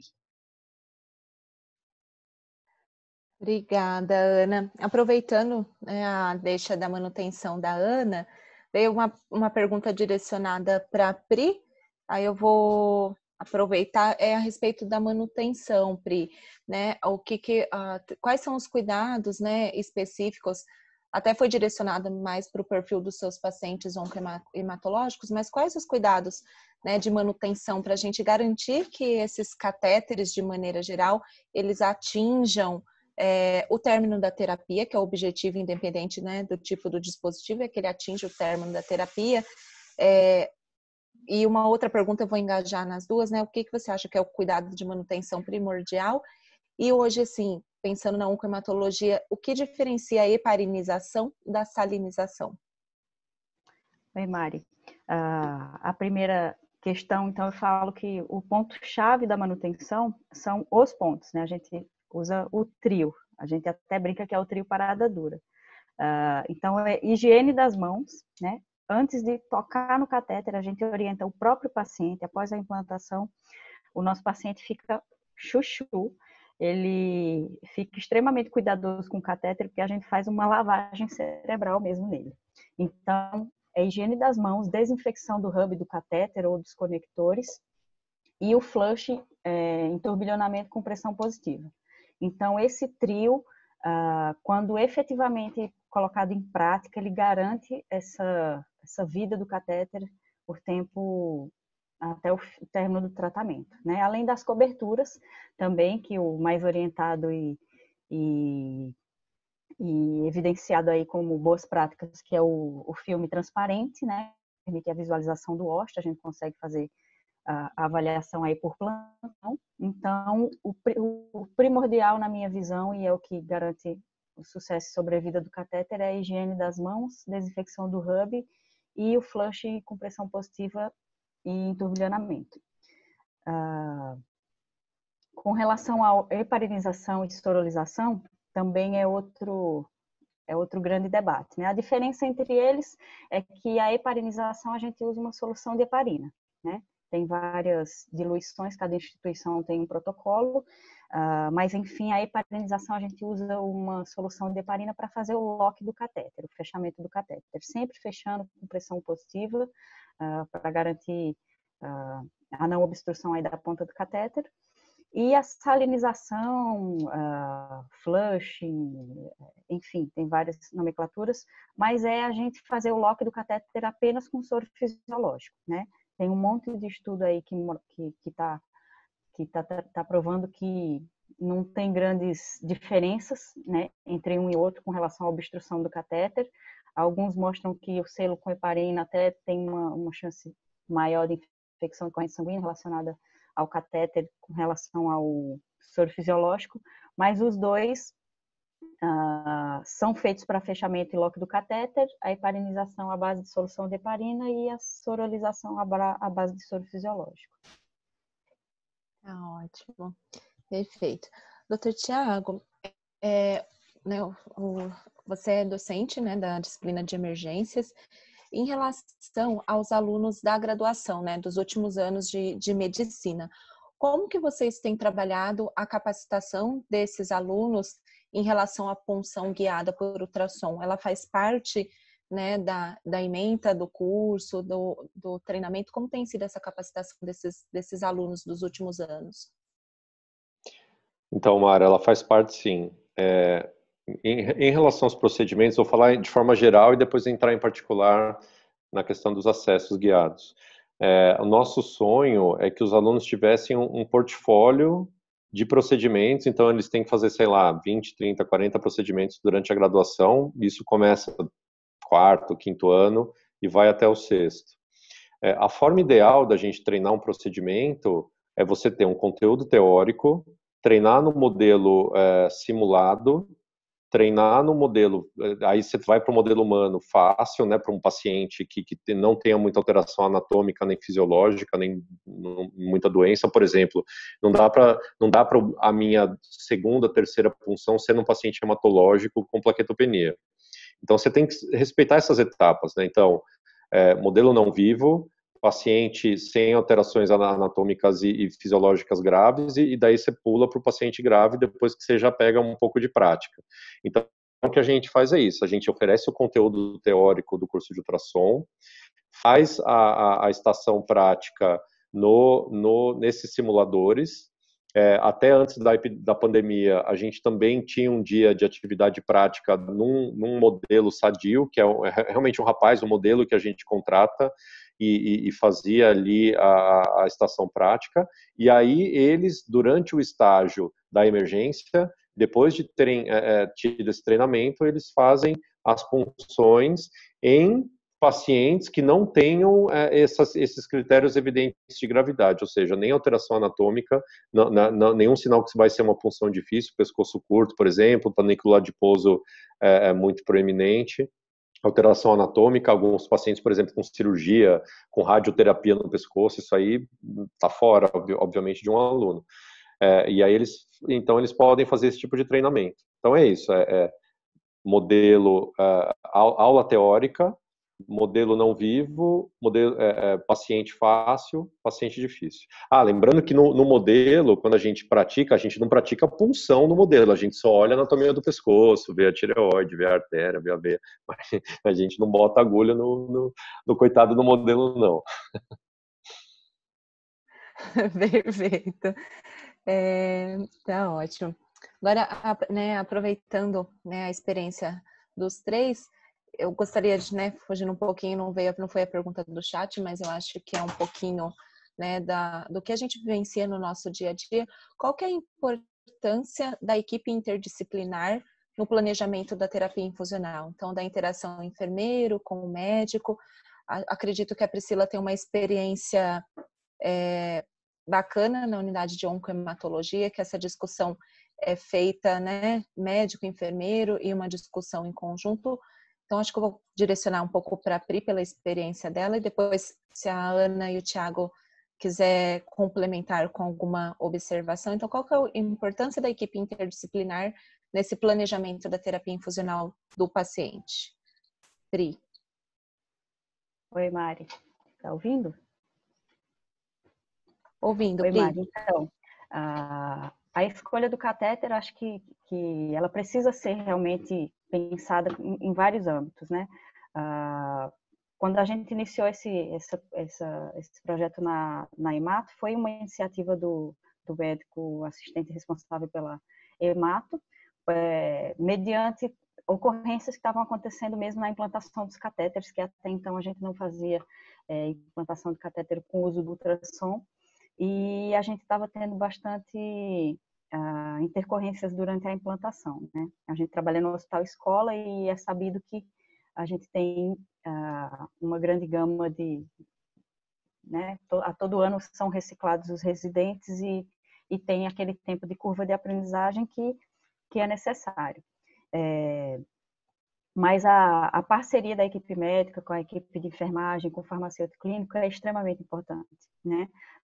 Para nós enfermeiros, quando essa escolha é decidida, normalmente a gente passa isso em visita, né? Solicitado o catéter, a gente avalia e vê a possibilidade, se tem bons vasos, enfim, se é um candidato à implantação do PIC ou não. E a gente tem a parceria da equipe médica com uma passagem de plantão diária, né? Na nossa área já é uma rotina, um padrão. Eles pegam todos os resultados de exame, as condutas relacionadas àquele paciente para o dia, para a semana, se ele vai ter exames específicos, se ele vai precisar de hemocomponentes naquele dia, se ele vai ter quimioterápicos naquele dia, qual que é o dia do protocolo. e isso é impresso e entregue para os enfermeiros da área logo no início do plantão. Então, a gente sabe o que vai acontecer efetivamente com o paciente, né, naquele dia, durante aquele plantão, para a gente poder fazer um raciocínio clínico do cuidado naquele dia, né? Quanto que esse paciente está de plaqueta? É o melhor momento da implantação agora? Vai precisar transfundir plaqueta ou não? Então, o farmacêutico clínico também muito importante, de extrema importância nessa avaliação da prescrição, para ver compatibilidade de medicações, para ver se aquela medicação pode, não pode infundir no acesso periférico, não, é melhor um acesso central, essa não pode de jeito nenhum. Então, a gente tem isso muito presente lá na área, o que facilita bastante, né?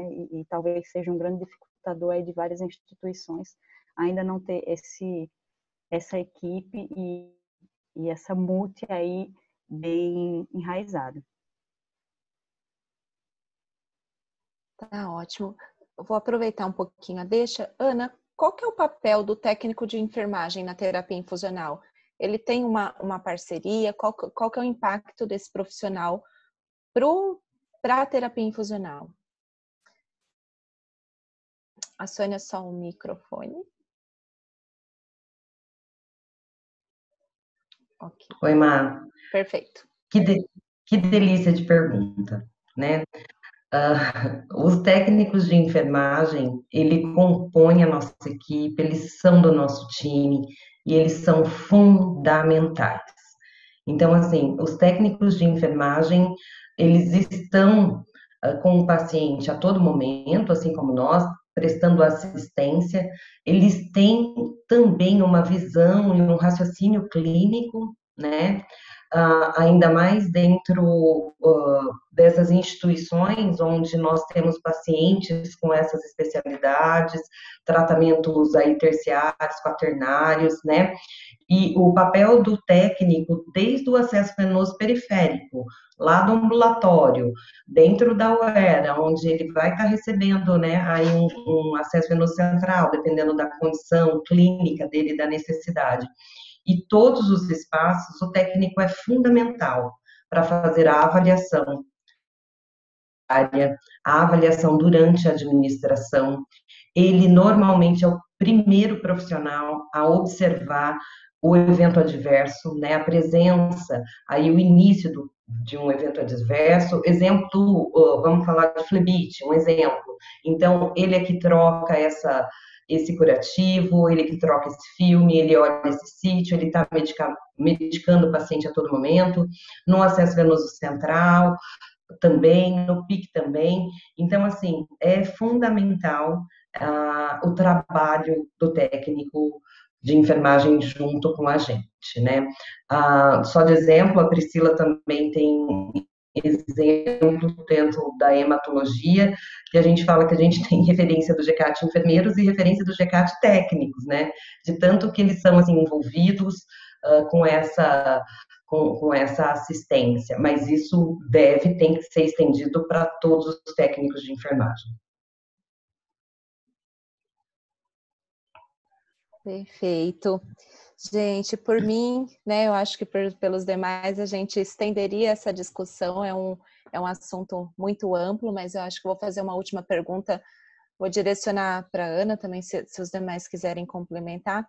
Ana, qual que é a importância de um time, de um grupo de terapia infusional dentro de uma instituição hospitalar?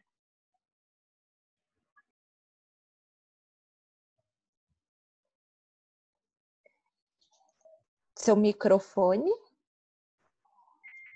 Ok. Falei, que delícia de pergunta. Novamente, eu diria que é fundamental, né? Nós temos aí o grupo atuante há 4 anos, e antes desse cenário, sempre houve, sempre existiu e sempre vai haver a terapia intravenosa. Mas quando foi instituído o grupo, e o que a gente conversa com os outros grupos de instituições, né, que a gente tem aí a nossa comunicação entre os grupos, é o quanto melhor a sensibilização da equipe para a terapia intravenosa, a questão dos treinamentos, a questão de indicadores. Tá cortando, mas não? Desculpa, cortou? Cortou um pouquinho, Tá. mas agora voltou. Pode seguir, né? Tá, então, a construção de indicadores, a elaboração de protocolos, a questão do portfólio do hospital com relação ao material disponível, e daí eu não falo catéter, eu falo todo o insumo, todo o material relacionado à terapia intravenosa, né? Então, estou falando de uma experiência nossa, né, que eu estou vivendo na pele aí, e dos outros grupos que a gente comenta. Então, a aquisição de novos catéteres, novos dispositivos, novas tecnologias, o treinamento da nossa equipe, a avaliação do paciente para indicação do melhor catéter. 2018, nós fechamos com 102 solicitações de interconsultas para o GECAT para discutir com a equipe médica a questão da melhor seleção do catéter. Então, assim, é muito rico o grupo, né, com relação às discussões, às parcerias, e quem ganha é quem está lá em cima do leito. Então, o paciente ganha muito qualidade e segurança com o grupo de terapia infusional, de catéteres, dentro do hospital. Ótimo. Muito obrigada. Tem vários elogios, né, a respeito da apresentação de cada um de vocês. Pelo tempo, né, a gente já ultrapassou um pouquinho, tem algumas outras perguntas. Eu acho que tem. Eu só vou encerrar com uma última. É que eu estava lendo aqui a pergunta. Eu vou encerrar com uma última pergunta aqui, que eu acho que é fundamental até para a nossa escolha no dia a dia, tanto de terapia intensiva ou pacientes com rede venosa difícil, né? Então, a pergunta é, em casos de pacientes em que a terapia infusional não pede mais um acesso venoso central, então é um paciente que não necessita mais de um catéter venoso central, porém, é um paciente com uma rede venosa periférica difícil. O que a gente, por exemplo, um edema, né, alguma outra complicação, o que a gente tem de tecnologia ou que a gente tem de conhecimento que pode nos auxiliar, então, nessa retirada de um catéter venoso central, que não é mais indicado, e a utilização, então, da rede venosa periférica? Eu, Mari? Pode. Então, é muito recorrente, né? Isso também que a gente assiste, até a questão, a dúvida, quando desinvadir, às vezes, o paciente crítico dentro da UTI, né? Porque a gente tem aquele receio de estar desinvadindo, mas automaticamente, mas vai que a gente usa muito, né? E a gente trabalha em cima disso, mas vai que precisa, vai que choca, vai que... Então, realmente, chegou nessa condição, já chegou ao final do uso do catéter venoso central, esse paciente tem que ser reavaliado novamente. E essas 5 perguntas devem entrar novamente. Então, como que está nosso paciente? Ele tem uma condição de rede venosa ruim. O acesso, a terapia prescrita, ela contém medicamento hiperosmolar, vesicante, irritante? Porque se tiver, nós vamos ter que discutir um catéter seguro, que talvez seja novamente um SIC, dependendo do tempo de permanência da terapia, pode ser que seja um PIC, dependendo do tempo de terapia, da condição dos medicamentos, da interação medicamentosa. Então, para cada momento de término e de reinício da troca ou da terapia infusional, o planejamento deve ser olhado novamente no passo a passo, para a gente atender e conseguir fazer a escolha mais adequada. Ô Mari, eu vi aqui no chat o comentário também a respeito da parceria que o GECAT tem com a estomoterapia, e eu queria aqui deixar registrado, mas, novamente, esse agradecimento à SOBEST, porque no Hospital de Clínicas a gente tem um núcleo de estomoterapia, né, com a figura da enfermeira Vanessa, enfermeira Ivan, e por várias vezes o nosso trabalho se completa. Então, é bem interessante, porque eu já cheguei a acionar o grupo do núcleo de estomoterapia para fazer avaliação de lesão, né, causada pela terapia intravenosa, então lesões bolhosas, infelizmente algumas lesões relacionadas a eventos adversos de flebite, e assim como o contrário também é verdadeiro. Então, às vezes, o núcleo de a estomoterapia vai lá e olha, é uma lesão, mas o que que tinha ali antes da lesão? Um catéter venoso. Então, essa parceria realmente é fundamental e muito rica, né? Eu parabenizo aí o estomoterapeuta que está sempre em parceria com a gente. É verdade. Obrigada, Ana. Priscila, Tiago, vocês querem falar mais alguma coisa antes da gente encerrar?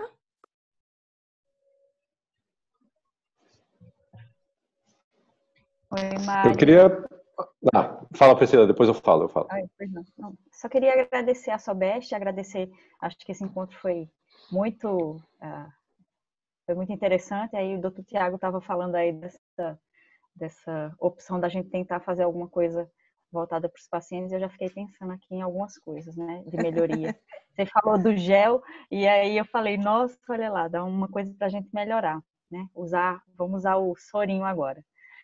Mas muito bom essa parceria, sempre muito bom. Muito obrigada, agradeço a Sobeste e a todos os palestrantes e os presentes aqui. Tchau, tchau. Obrigada, Pri. Doutor Tiago? Gostaria também de agradecer a Sobeste pela oportunidade. Nós já tivemos aí boas experiências juntos e faço votos que a gente continue a nossa parceria, que todo mundo tenha a ganhar, particularmente os pacientes, tá bom? Então, obrigado a todos e a todas que participaram, que ficaram com a gente até agora. E é isso aí, gente. Boa noite. Obrigada. Em nome da Sobeste, eu agradeço a participação de todos, né? Que numa sexta-feira à noite está aqui compartilhando conhecimento, a gente aprende cada dia mais, né? Parabéns, né? A Ana, a Priscila, o Tiago pelas apresentações e cada dia a gente aprende mais um pouquinho sobre esse amplo espectro aí da terapia infusional, que sempre surgem novas coisas para a gente estar aprendendo. Então, agradeço a todos, tenham uma boa noite, um bom final de semana e muito obrigada. Tchau, tchau.